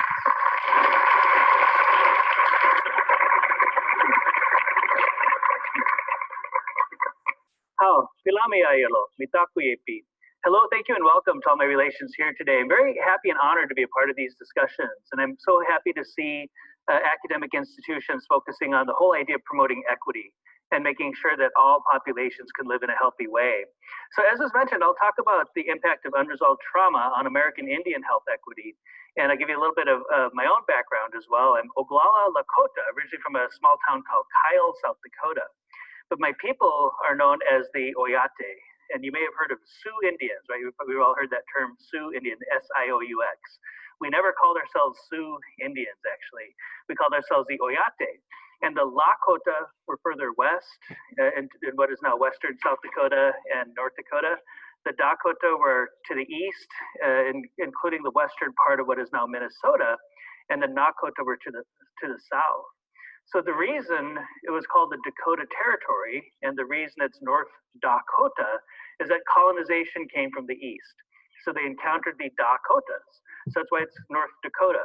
If colonization had come from the west, it'd be North Lakota. So that'd be UNL instead of UND. That's really the reason. So you've heard the term Sioux Indian before, right? Sioux is actually a shortening of an Ojibwe word that means snake or enemy. Snake in the grass is actually what it means. And the reason we were called this is the French settlers did not like us. So they used that term to call us snakes in the grass or enemies. So anytime you use the word Sioux Indian, you're actually saying snake, you're saying enemy. So it's actually a derogatory, pejorative term. So I don't call myself Sioux Indian. So I'm Lakota, that's who I am. And again, we did have our people also in what is now western Minnesota. That's where the Dakota people were located. So the Dakotas still have 4 small reservations in Minnesota: Upper Sioux, Lower Sioux, Prairie Island, and Shakopee. And those are relatively small communities. And I'll talk a little bit more about this in terms of history and how that leads to unresolved trauma. But there was a war in 1862 called the Dakota War, which pushed most of the Dakotas now west of what is known as the Red River of the North. And that's the river that separates North Dakota and Minnesota. So where I work currently is in Grand Forks, North Dakota. So Grand Forks is called Grand Forks because it's a confluence of 2 rivers, the Red River heading west, the Red Lake River heading west, and the Red River heading north. So where those 2 rivers meet is actually in many ways a sacred place. You could at one point in time take a canoe from Red Lake all the way to Lake Winnipeg. And this whole region, the Red River Valley, was a gathering point for the Oyate, Lakota, Dakota, and Nakota. So where I work now really is my people's homeland. And I get asked all the time, why is it that you work in North Dakota? You know, it's a cold place. It's not a very populous place, but I'm there because it's my homeland. It's where my people are from. So I'm sure you've heard the word Minnesota, right? How many people know what Minnesota means? Okay, Derek, actually my friend over there, he knows what Minnesota means. So Minnesota actually comes from 2 Dakota words. Mini is water. So you may have heard of, during the Dakota Access Pipeline issues, Mini Wichoni, water is sacred, or water is life. So Mini is water, and Shota means like smoky or cloudy. So Shota, Mini Shota, is literally when the smoke rises off the water.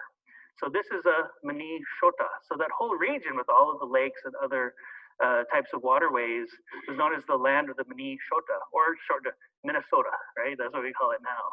So that's Minnesota. So you probably also heard the word Minneapolis, right? So that's actually from 2 words as well, but in this case it's Dakota Greek. So Dakota Mini, and Greek polis means city, right? So it's water city in Dakota Greek. So every time you say Minneapolis, pat yourself on the back, you're being bilingual in Dakota Greek. So that's the area where I work, and where I'm from originally is Kyle, South Dakota, on the Pine Ridge Reservation. And I always like to ask, how many people have been to Kyle, South Dakota? Wow. That's like 6 more than usual. That's actually you'll have to let me know how it is that you wound up actually visiting Kyle, South Dakota. The original name is Prejutahaka, which means medicine root. And it's an area where we still have a lot of our traditional healers and medicine men. And it's also an area where we still collect a lot of our traditional herbal medicines. There's an area between Kyle and Allen, South Dakota called Yellow Bear Canyon. And we still harvest a lot of our healing herbs and roots from this region. But it's not called Kyle, South Dakota. It's where I'm from. And it's a very small town. There's a three-way stop sign. That's about as big as it is. And we have a lot of poverty where I'm from, but it's very rich culturally. We still have a lot of strength in our connection to tradition. So this is a picture of the Little Wound School. Little Wound named after Chief Little Wound, who was one of my ancestors. And there's kindergarten through high school at this school. And it serves kind of the greater Kyle region. I'd like to say the greater Kyle metropolitan area. One of our big challenges, though, is that less than half the kids who start kindergarten actually graduate from high school. So our dropout rates are over 50%. And this is true in many of our reservation communities. So if we have more than half of our kids not even finishing high school, then the question is, where is the next generation of doctors going to come from? The next generation of nurses or public health professionals or teachers or attorneys or business people. So we have to recognize that educational outcomes have a tremendous impact on public health. And we know that in public health. And when we develop educational programs to improve outcomes for grade school, middle school, and high school, in many ways that is a public health intervention. So we have all kinds of challenges related to poverty and challenges related to education. It's also a food desert. Now this is the cafe in Kyle. I was here just a couple months ago, and the cafe has closed down. Hopefully something will reopen that provides healthier foods. But I think what they learned here is that you can bread and deep fry just about anything and serve it for lunch. So the foods that are available are things that can be stored for long periods of time. And the reason it's a food desert is that there's no local access to a supermarket. The closest supermarket to Kyle is in Rapid City, South Dakota, and that's 90 miles away. So imagine doing a 180-mile round trip every time you wanted to go to a supermarket. Then add on top of that poverty, limited transportation, bad weather. So what would you do? How do you actually get access to healthy food under those circumstances? So right across the street from the cafe is the gas station. And the gas station doubles as a grocery store. So they have a convenience market there. And you can imagine the type of food that's available, right? It's things that are in cans or bags or frozen. There is a small section for fruits and vegetables. We'll put fruits and vegetables, so that in terms of fresh, we'll put that into quotes.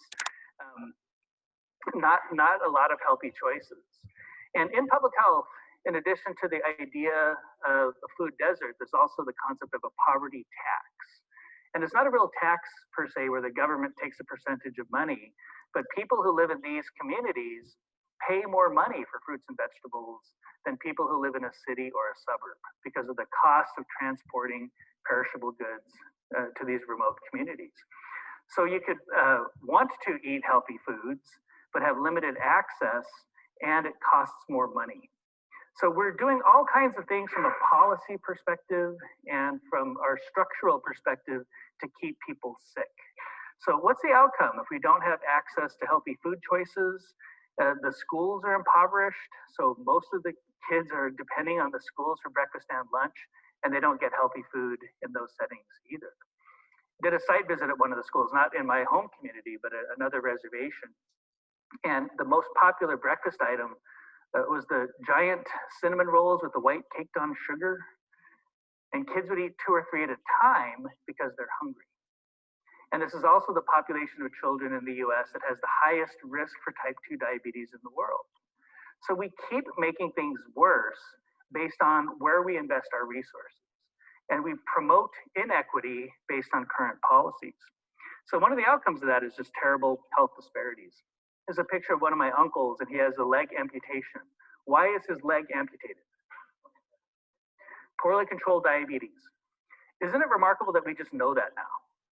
Leg amputation, diabetes. If you asked that question 40 years ago, people might say, oh, it must be a combat veteran, right? But now diabetes has become so rampant across multiple populations that we're accustomed to seeing the outcomes of poorly controlled diabetes, like amputations, like heart attacks, like dialysis, right? Kidney failure. In many of our reservations, the newest, nicest building on the reservation is the dialysis center. How obscene is that? You know, we're investing once we have organ failure or significant complications of the disease.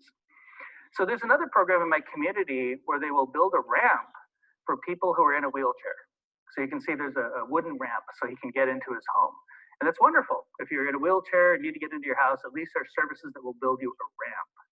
But wouldn't it make more sense to invest in healthy food in the first place? We don't do that. So once you have diabetes and your leg is cut off, then we'll invest in your knees, but not before that. So what are we telling our children? We're telling them that we're not going to invest in their health. The only time we will invest in their health is when they have an amputation, we'll build them a ramp. Or if you have kidney failure, guess what? You automatically get Medicare, right? So kidney failure is one of the automatic qualifiers for Medicare. So we invest in the challenges after they've occurred. We don't invest nearly enough in primary prevention and addressing the problems on the front end. So where I'm from, there's a lot of rich history and culture, but we never had a written language. So we don't have written textbooks that we can draw upon for understanding our history. But we do understand history and life lessons through stories. And there's a story of three sisters walking along a river. And as they're walking along the river, they see babies and young children in the water struggling to stay afloat. So the first sister jumps in and says, this is an emergency, it's a crisis. We need to get the babies out of the water right now. You probably all know people like this, right? The second sister thinks about that and says, no, we need to teach the babies how to swim so they can survive while they are in the water. And the third sister keeps walking upstream. And the other two get angry with her and say, where are you going? Why aren't you helping us? And she says, I'm going to find out who's putting these babies in the water and I'm going to stop them. That's public health. That's literally working further upstream. So when I look at public health, I recognize that it's consistent with traditional medicine principles from a cultural perspective, that we should be looking at things in a much more comprehensive way.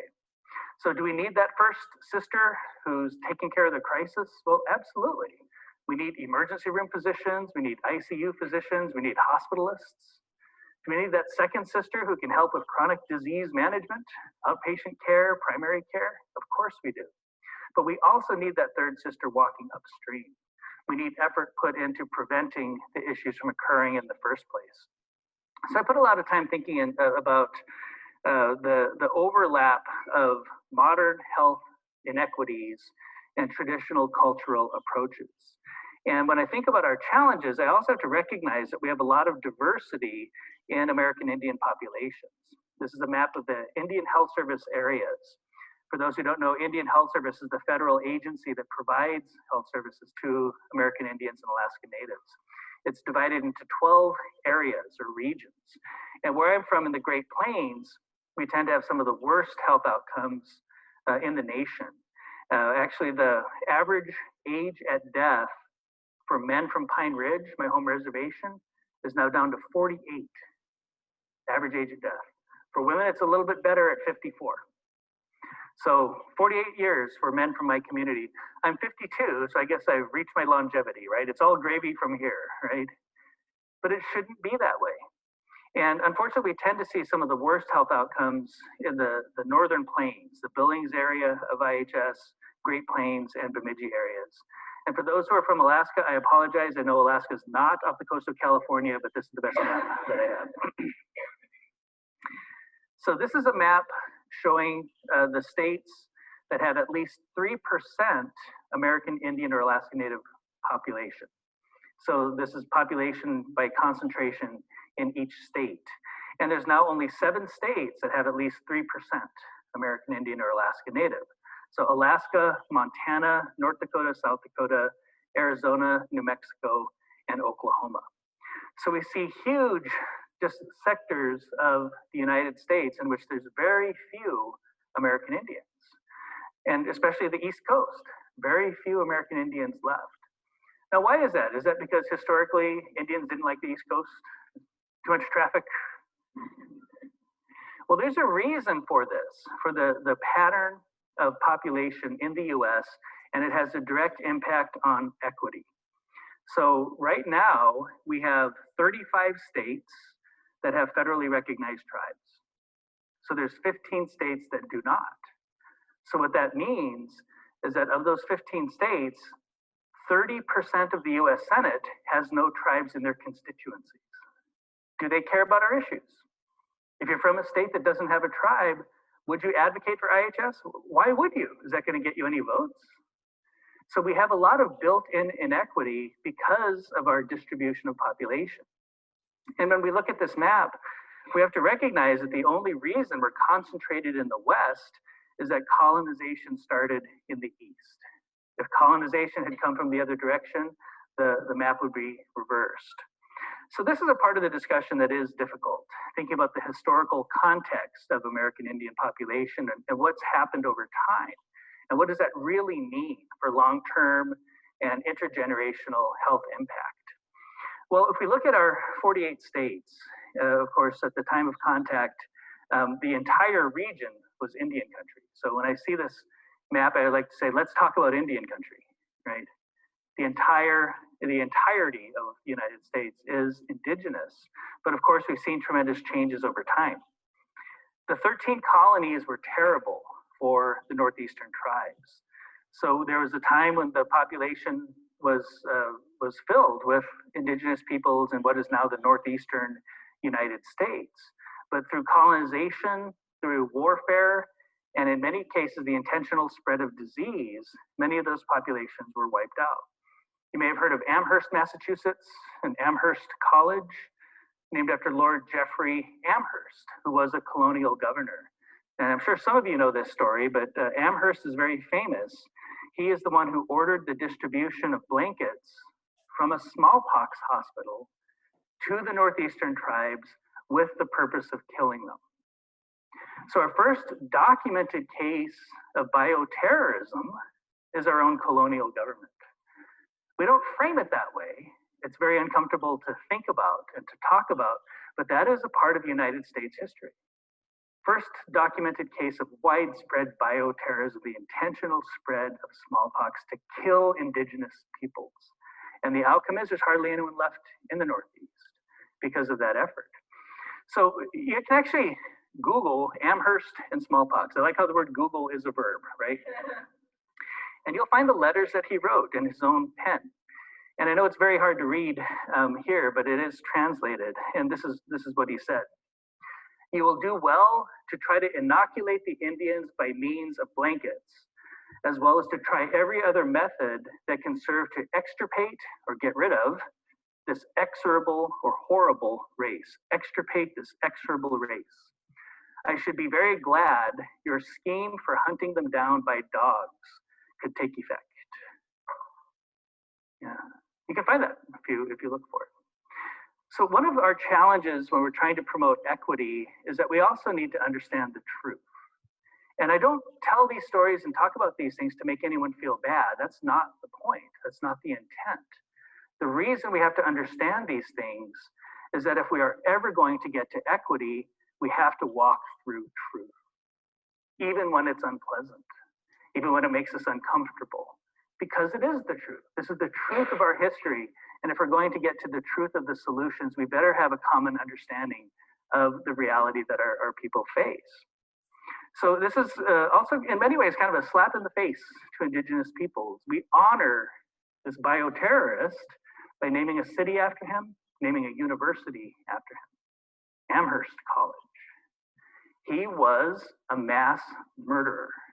There's no two ways about that. Intentionally killed many, many thousands of indigenous peoples. I wish that was taught in our history books. It's not taught, I think, because it paints us in a bad light, right? We look bad as a nation when we have this as part of our history. But we need to be honest. We need to tell the truth, even when it's uncomfortable. So in the Southeast, a lot of the tribes are not there anymore either. And that wasn't due primarily to things like smallpox. You may have heard of the Trail of Tears. That's actually named after what's called the Indian Removal Act of 1930. So there was a law, Indian Removal Act, which was originally advocated for by Thomas Jefferson, is to forcibly remove tribes from the Southeast to somewhere in the middle of the country. So the Indian Removal Act, or Trail of Tears, led to the removal of tribes from their homelands in the Southeast to what is now Oklahoma. So the 40 or so tribes in Oklahoma, only 4 of them are from Oklahoma. The rest of them were removed from another location.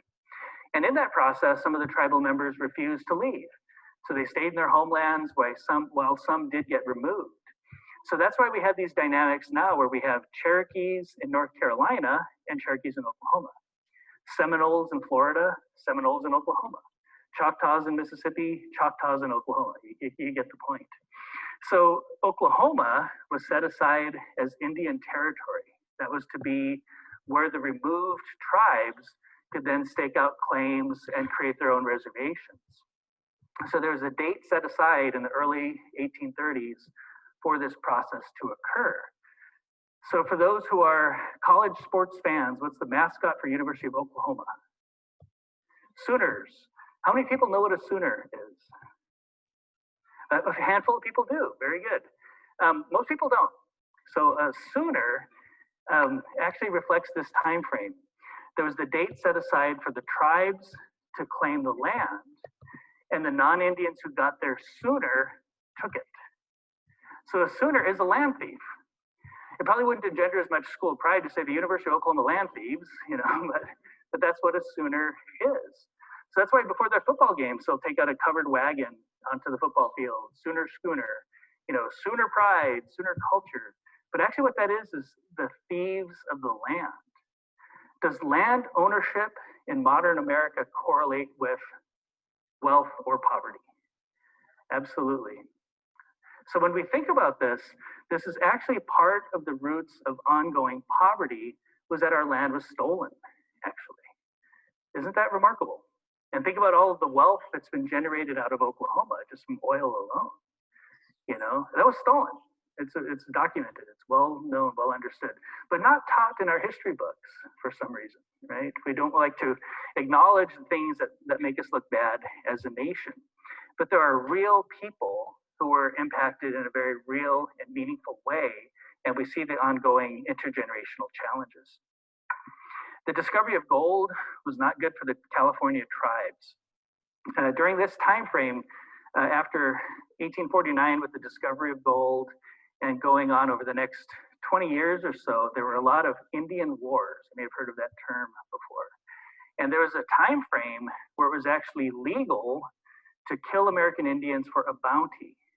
You may or may not have known that. That occurred in California. It also occurred in Minnesota.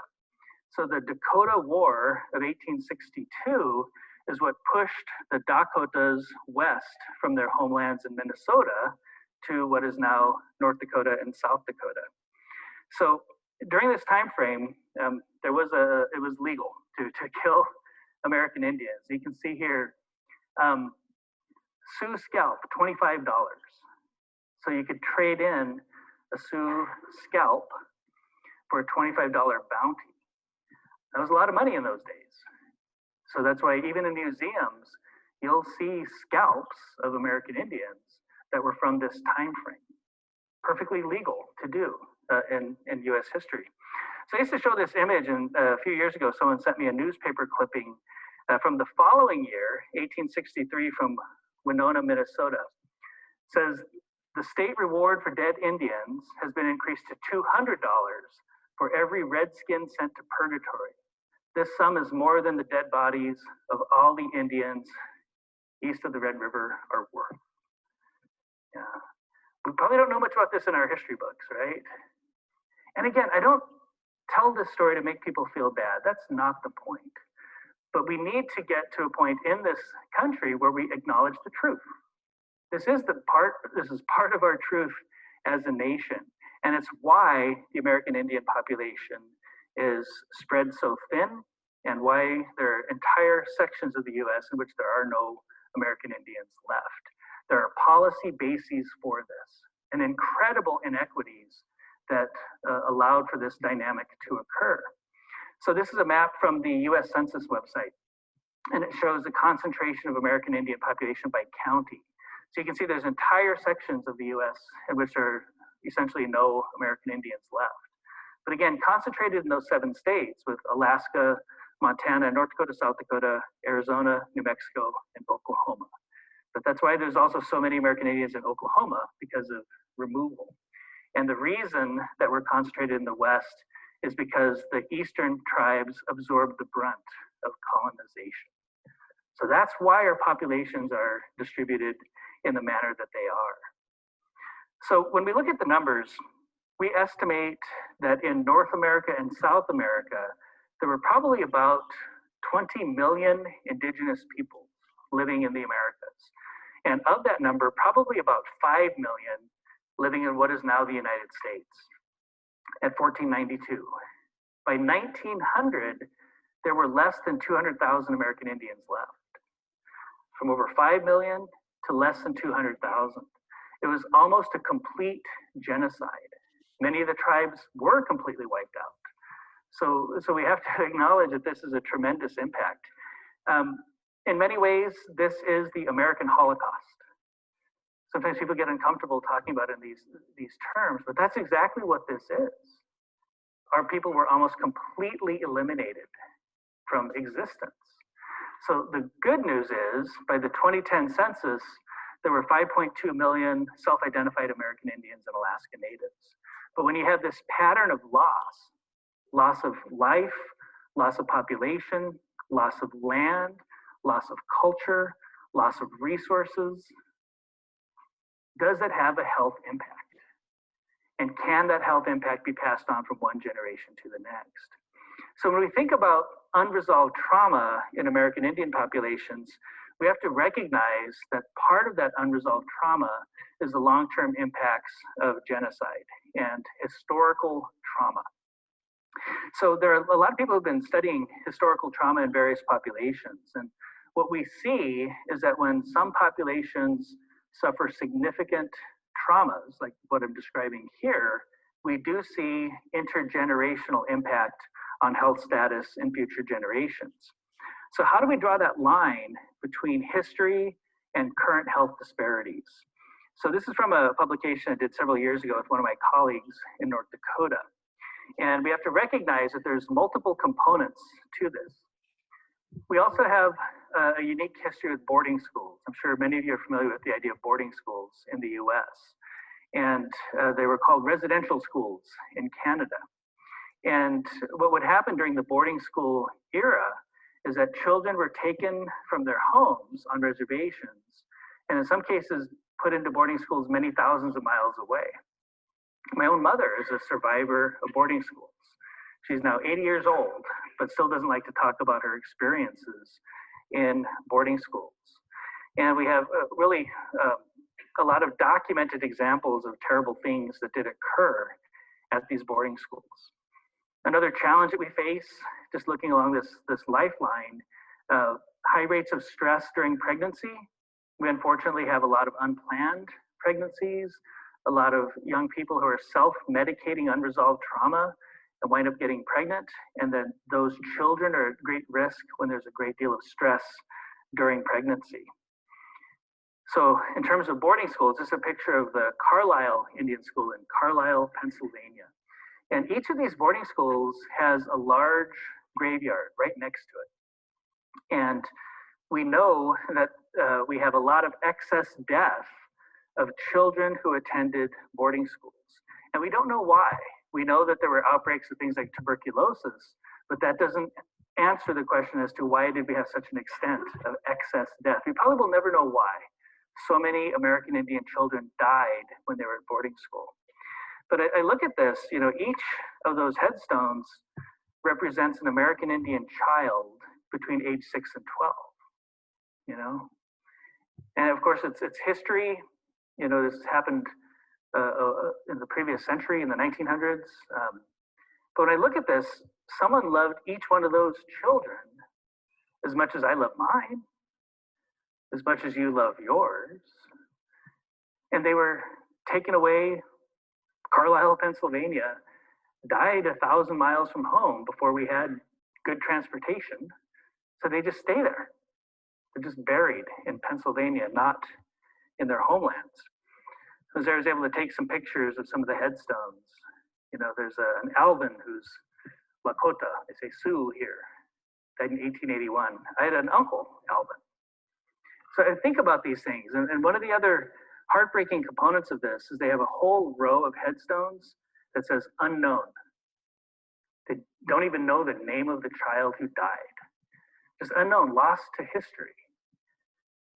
A soul just lost to history, not even acknowledged, not even remembered. Does that make some of us feel bad? Does it cause anger? Does it cause depression? Is there a biopsychosocial response when we understand these types of components of our history? And the fact that the modern society doesn't even care enough to talk about it in our history books. So not only are we suffering through the traumas, the whole history is not even acknowledged by modern society. That's harmful, to just ignore and not acknowledge some of these challenges. So how does this pass from one generation to the next? There's been some fascinating studies that are looking at potential reasons why some of the negative health consequences can occur from one generation to the next. And I'm sure many of you are familiar with epigenetics. And what we find is that when people live under very stressful circumstances, that there's toxic stress that can actually have an impact on gene expression. It changes our DNA when there's toxic stress. So we see different patterns like methylation of some of the DNA, or where the DNA divides during meiosis and mitosis. There's the telomere where we see division of the DNA. So the telomere, as we get older, shortens. And what we see, people who are living under toxic, stressful conditions, it shortens the telomere. And that might explain some premature aging related to stress. So this all has to be worked out from a research perspective, but I really believe that epigenetics will provide a scientific platform for us to better understand historical trauma, how it gets passed from one generation to the next. There's been some really good studies in recent years looking at Holocaust survivors from Nazi Germany. And the descendants of Holocaust survivors have worse health status than matched controls who are not direct descendants of the Holocaust. So there's something happening in subsequent generations based on these types of outcomes. So that's one stressor, right? This historical trauma and related to boarding schools. There's other types of stressors that are really prevalent in impoverished populations related to poor nutrition. Now, we haven't identified all of the mechanisms yet, but we do know there's an epigenetic impact of poor nutrition that does occur. And the WIC programs, the Women, Infants, and Children, I'm sure many of you are familiar with that. It's through the USDA. It's a food program for impoverished moms and babies. And when I was working as a full-time primary care provider many years ago, the WIC program was basically a baby formula distribution program. You know, they're just basically handing out baby formula. They've done a much better job in recent years to promote breastfeeding. And we know that as a population, formula-fed babies grow up to have higher rates of diabetes than breastfed babies. And it makes sense because, you know, breast milk is healthy, it's natural, it's what our Creator gave us to sustain our children. And, you know, the whole idea of baby formula is really interesting, isn't it? Does that sound appealing to anyone? Come on over, we'll have a glass of formula. You know, it's called formula for a reason, right? There's chemicals in it, basically. So unfortunately, because of high rates of poverty, we have entire generations of American Indians who have higher percentages of formula feeding because of WIC. That's a policy-based intervention that led to higher rates of baby formula feeding for entire generations of indigenous peoples here in the US. So how many people have heard of the commodity food program out of the USA? Quite a few, good. Within what's called the commodity food program, there's what's called the Food Distribution Program on Indian Reservations, FDPIR. So that's where commodity cheese comes from, you know, government cheese literally is from this. And I grew up eating commodity foods, you know, so there was sugar, flour. It used to be lard that they would distribute, then they changed it to vegetable shortening, which is probably worse anyway. Then they also had grape juice, but I think it was just sugar water with purple food coloring. But I just remember as a kid, everyone had the, like that Kool-Aid smile, you know, the stain, the purple stain on their face from drinking Kool-Aid or the commodity grape juice. When we think about those foods, they're just incredibly unhealthy. And when we think about traditional foods, like right now, if you go to a powwow or you go to an event, what's a traditional American Indian food that's always served? Fry bread. Did we ever fry dough historically? No. So fry bread is not a traditional American Indian food. It's actually people doing the best that they can with their commodities. So the roots of fry bread are not cultural. The roots of fry bread are in the USDA. So when people say they want to say it's traditional, I say that fine, it's traditional USDA food, it's not traditional American Indian food. And you can see the elder, this picture on the right, she's using commodity flour and commodity shortening to make fry bread. But now it's been acculturated. So every time I go home for a ceremony or for a feast, there's an expectation that there will be fry bread. Why? Because it's traditional. Well, no, it's not. So part of our truth as tribes, as community leaders, we have to acknowledge that we're participating in colonization now.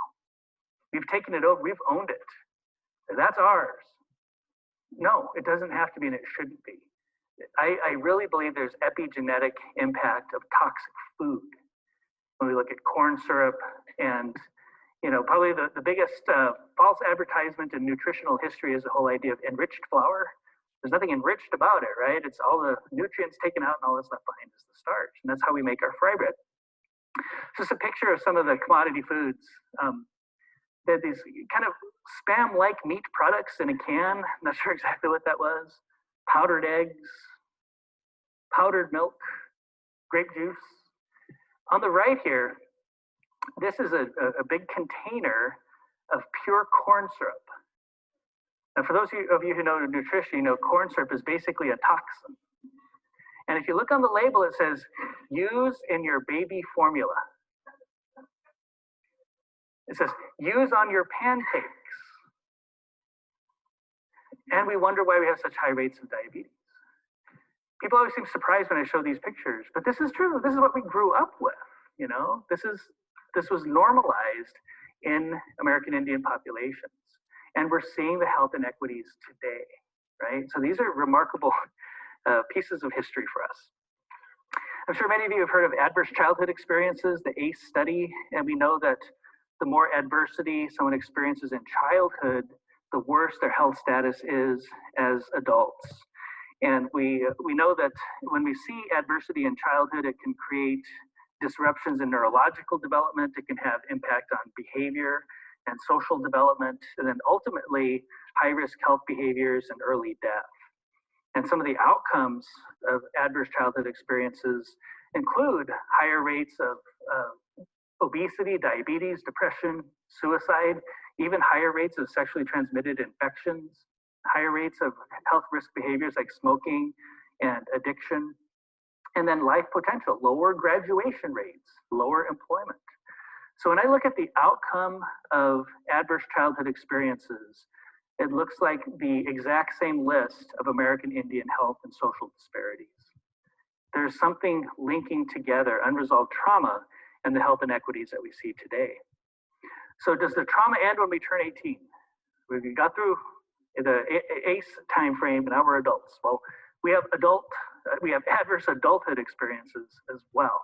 Not as well described, I think, in the literature, but when we have toxic stress, ongoing marginalization, and quite frankly, in many of our communities, a lot of racism that American Indians still face, those toxic, stressful circumstances are not good for our health. And then the other question is, where are the traditional parenting skills built in? When you have entire generations of future parents taken to boarding school, what have they learned about parenting? When I was growing up, my uncles who are medicine men and traditional healers, they would tell us about the old ways of parenting. And it wasn't the idea of a nuclear family. And that's an odd term too, nuclear family.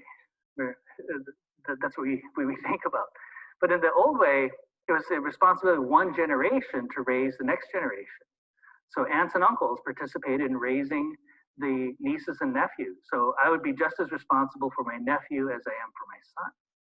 And what a healthy way to raise families, that social support that's built in. We don't focus on that. Even when we look at access to health information, you have to be a mother or a father. Aunt and uncle, you don't count. Or when I have a student who needs to go to a funeral during medical school for their auntie, well, according to our guidelines at the medical school, well, that doesn't count. You don't get an excuse for an aunt. If it's your mom, yes, but not your aunt. So we have built-in cultural incompetence just in terms of even how we define families. And we've seen a lot of disruption in our families as a result. Just real quick on the disparities. I mentioned the terrible numbers for men from Pine Ridge. In North Dakota, statewide, the average age of death is 77.4 years for the white population in North Dakota, and you can see 56.6 years for American Indians in North Dakota. So in many ways, this is third world health conditions. And I like to remind my colleagues in public health academics, we do not have to cross an ocean to find third world health conditions. It's right here. Let's stop ignoring it and let's take it on. Let's lean into this and do something about it. Our disparities in chronic disease, of course, much higher with diabetes and many parts of the country cancer, but higher rates of alcohol-related deaths, accidents, suicides. What's tragic about our suicide rates in the Dakotas, it's more than double for American Indians, but it happens at a much younger age. We see a spike of suicide in the teen years and early adulthood. So not only is the rate twice as high, the years of potential life lost are even worse because of early suicide. So why is all of this happening? One of the studies that I participated in, I was a co-principal investigator for what was called the South Dakota Health Survey. And in this study, we basically cut and pasted from other surveys validated questions. A lot of Burfus questions. We also screened for mental health conditions, and not self-report, but actual screening. So PHQ-2 for depression, GAD-2 for generalized anxiety disorder, Audit-C for alcohol use disorder, and we included the ACE study as well. So the outcomes were really tremendous. When we look at the outcomes for mental health screening, each grouping of bars, the far right light blue bars are reservation populations.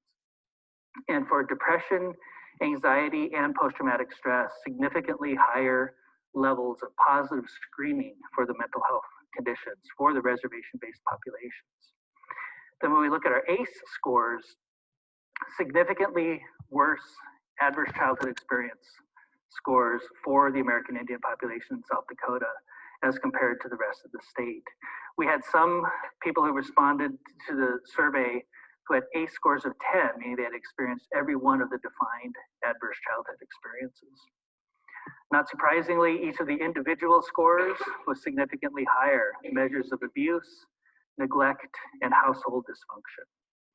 So I didn't want to be too data heavy, but just know that our preliminary data from many states shows that the adverse childhood experiences scores are much higher for American Indians. And not surprisingly, we have some terrible health outcomes.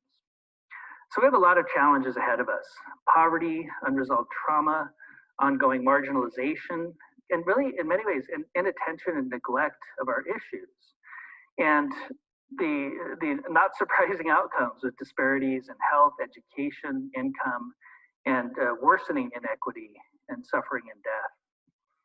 So we need to address equity in a much more comprehensive way. We can't think of this in our silos of medicine, silos of public health, silos of behavioral health, and even social services. We have to look at it more comprehensively.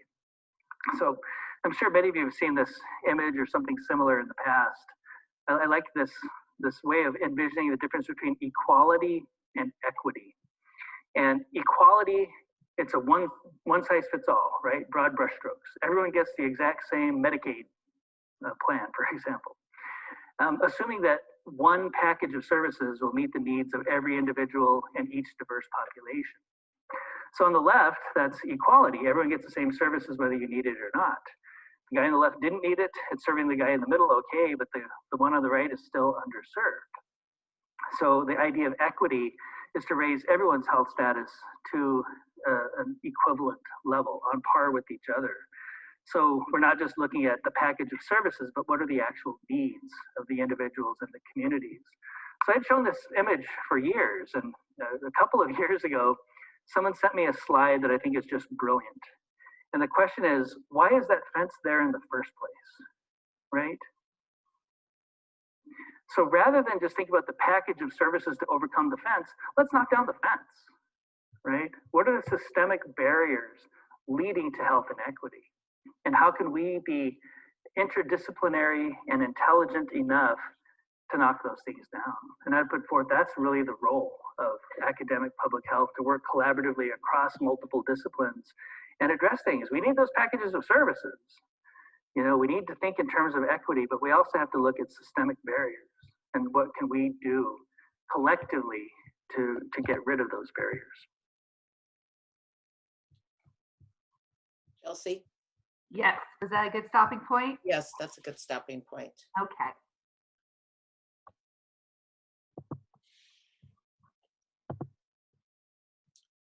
I believe everyone has the link to the video, correct?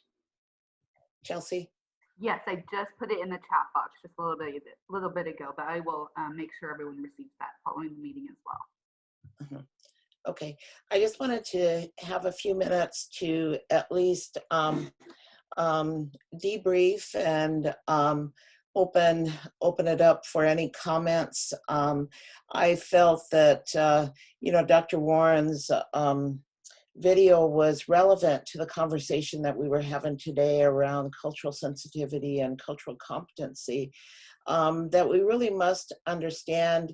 And I know this whole session this afternoon was focused primarily on the demographic that I serve, but I hope that, you know, this was useful information that you take away in your journey as you walk through healthcare delivery. But I do want to open it up for any comments, questions. You know, I really appreciated Dr. Warren's, you know, as we're talking about equity, we've got to walk through truth, and that applies in so many ways in this work that we're doing.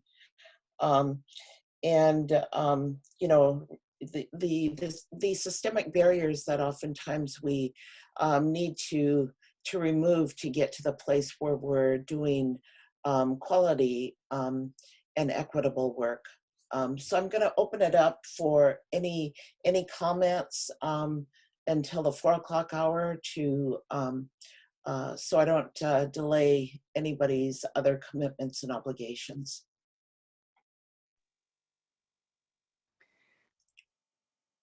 Dr. Janice, this is Carol Moser again, and again, just thank you for that great video. You know, we've been talking about health disparities for a really long time at Greater Columbia, but it wasn't until really I saw this video that it clicked. I mean, that there was this aha that we talk about patient-centered medical homes, we talk about, you know, mental health and physical health, but really, I think to get at the root of health disparities, you've got to go upstream. You've got to catch the babies before they, you know, drop into the stream. And maybe that's the thing that we need to concentrate so much more as an organization on, is addressing those social determinants of health that really impact, you know, our populations. And I just, you know, I don't know why that it clicked finally with what Dr. Warren said, but an amazing speaker. Thank you so much for sharing that video with me. It was very impactful. Yeah, well, I have to say, he comes from the community I come from, so I guess we're made with good stock. But it's open for any other comments, please. Share your thoughts.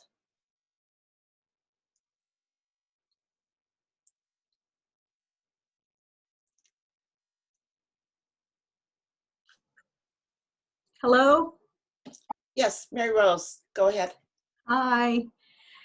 Well, I thought it was very impactful, you know, and those are definitely statistics and information that can be uncomfortable to some.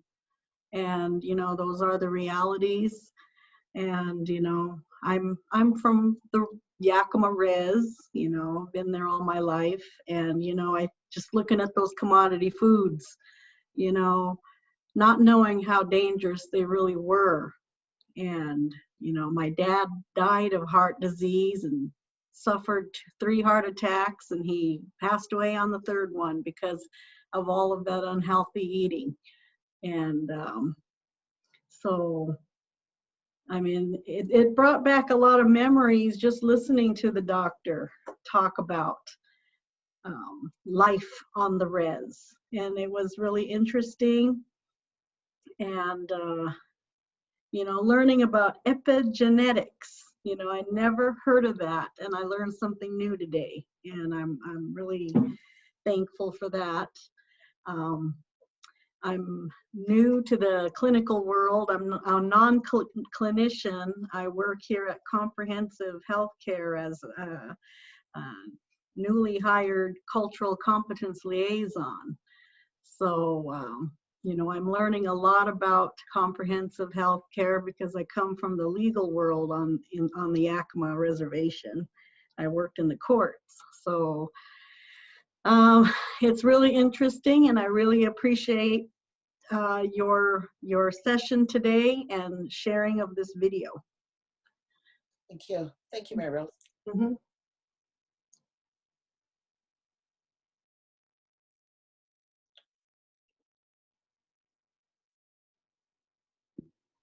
I have a comment. This is Bree. Hi, Bree. Go ahead. So one thing that I thought was really interesting, when I was a kid, I'm not Native, but my mom's one of those white people that likes to go to like the powwows and the events and things like that. She was very interested in Native culture. And it's just, I think she always wanted to be Native. And so the things that he said about that aren't in the history books, it was really interesting to me because those were things that I was taught growing up. And I didn't realize before that I gained that knowledge from going to those events and from listening to my mom talk about the Native culture. And so it was actually a real gift that I did those things with my mom because I had no idea how much I was actually learning. And so I thought that was really interesting because I didn't even recognize that those things weren't in the history books, because to me it was like common sense because that was something that I learned throughout my childhood just from my mom being interested in your culture. So that was really interesting to me. And also, I actually recently, randomly during the election, I was having thoughts that I really wish that we would get a Native president. And I don't know if that will happen or happen anytime soon, but I think that that would be such a gift in general to our nation because, well, I don't know that I need to explain it, but I think that that would be a gift to the United States. So anyway, that just made me think about it watching that video. And I thought that basically all the information was really interesting. And it does also make you think about not just with Native culture, but with other cultures as well that we are not familiar with. You know, in Walla Walla and a lot of places in Washington, we have a lot of Hispanic culture, and there's a lot of prejudice that goes along with that, with having Hispanic culture and having people who are undocumented in our communities. And so the video, you know, just reminded me that it's important to recognize all cultures. I mean, obviously we think about this on a daily basis, dealing with clients from different cultures, but it's a good reminder to just recognize that it's important to learn the actual facts and not the mainstream facts about cultures. Mm-hmm. You know, one of the things, thank you, Brianne, for your comments. One of the things that I always mention when I'm teaching, and especially when I'm doing talks like this, is that if you look at history and you look at the Western Hemisphere, that was all indigenous people.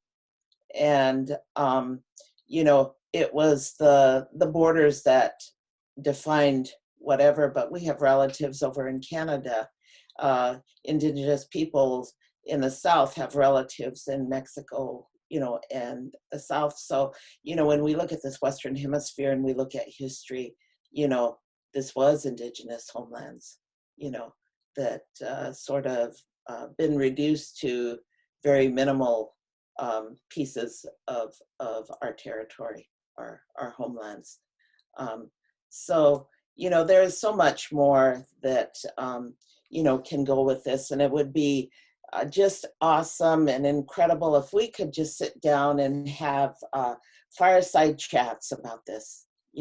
There is so much to learn from each other that can go bi-directional to inform the work around cultural competence, the term itself. Yeah.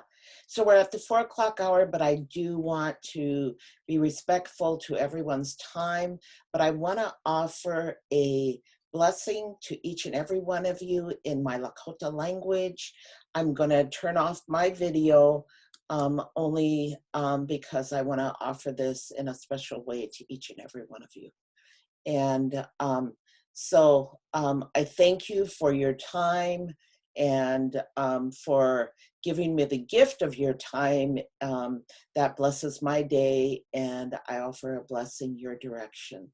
And I'll do it in my Lakota language, as I said, and that you be well, stay safe, and the work that you do, that you touch lives and change people's lives in a good way.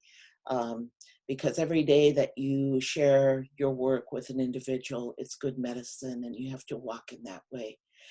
Na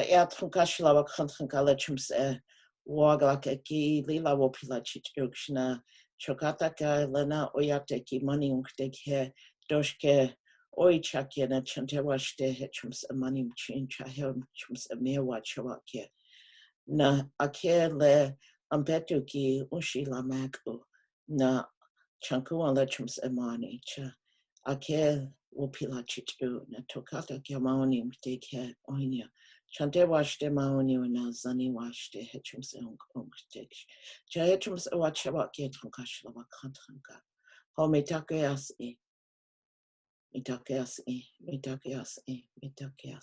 all my relations, and I thank you and offer this gift of prayer to you, and pray the Creator just blesses each step that you take on your life's journey. Thank you, and have a wonderful rest of the day. Thank you so very much for the presentation and the blessing. Thank you. Thank you, and honor the work that you do. Yeah. Amen. Yeah. So thank you all, and I will leave the meeting, and we shall connect again sometime. Thank you, Carol, for the invitation. Thank you so much, Dr. Jennings. It was a wonderful afternoon. Yeah, thank you, and thank you for staying with me the whole time. I was worried that it was like, oh my God, I need a lot of water if I'm going to be talking for 3 hours. But it was a wonderful session. Thank you. Very good. Thank you. Bye-bye. We'll see.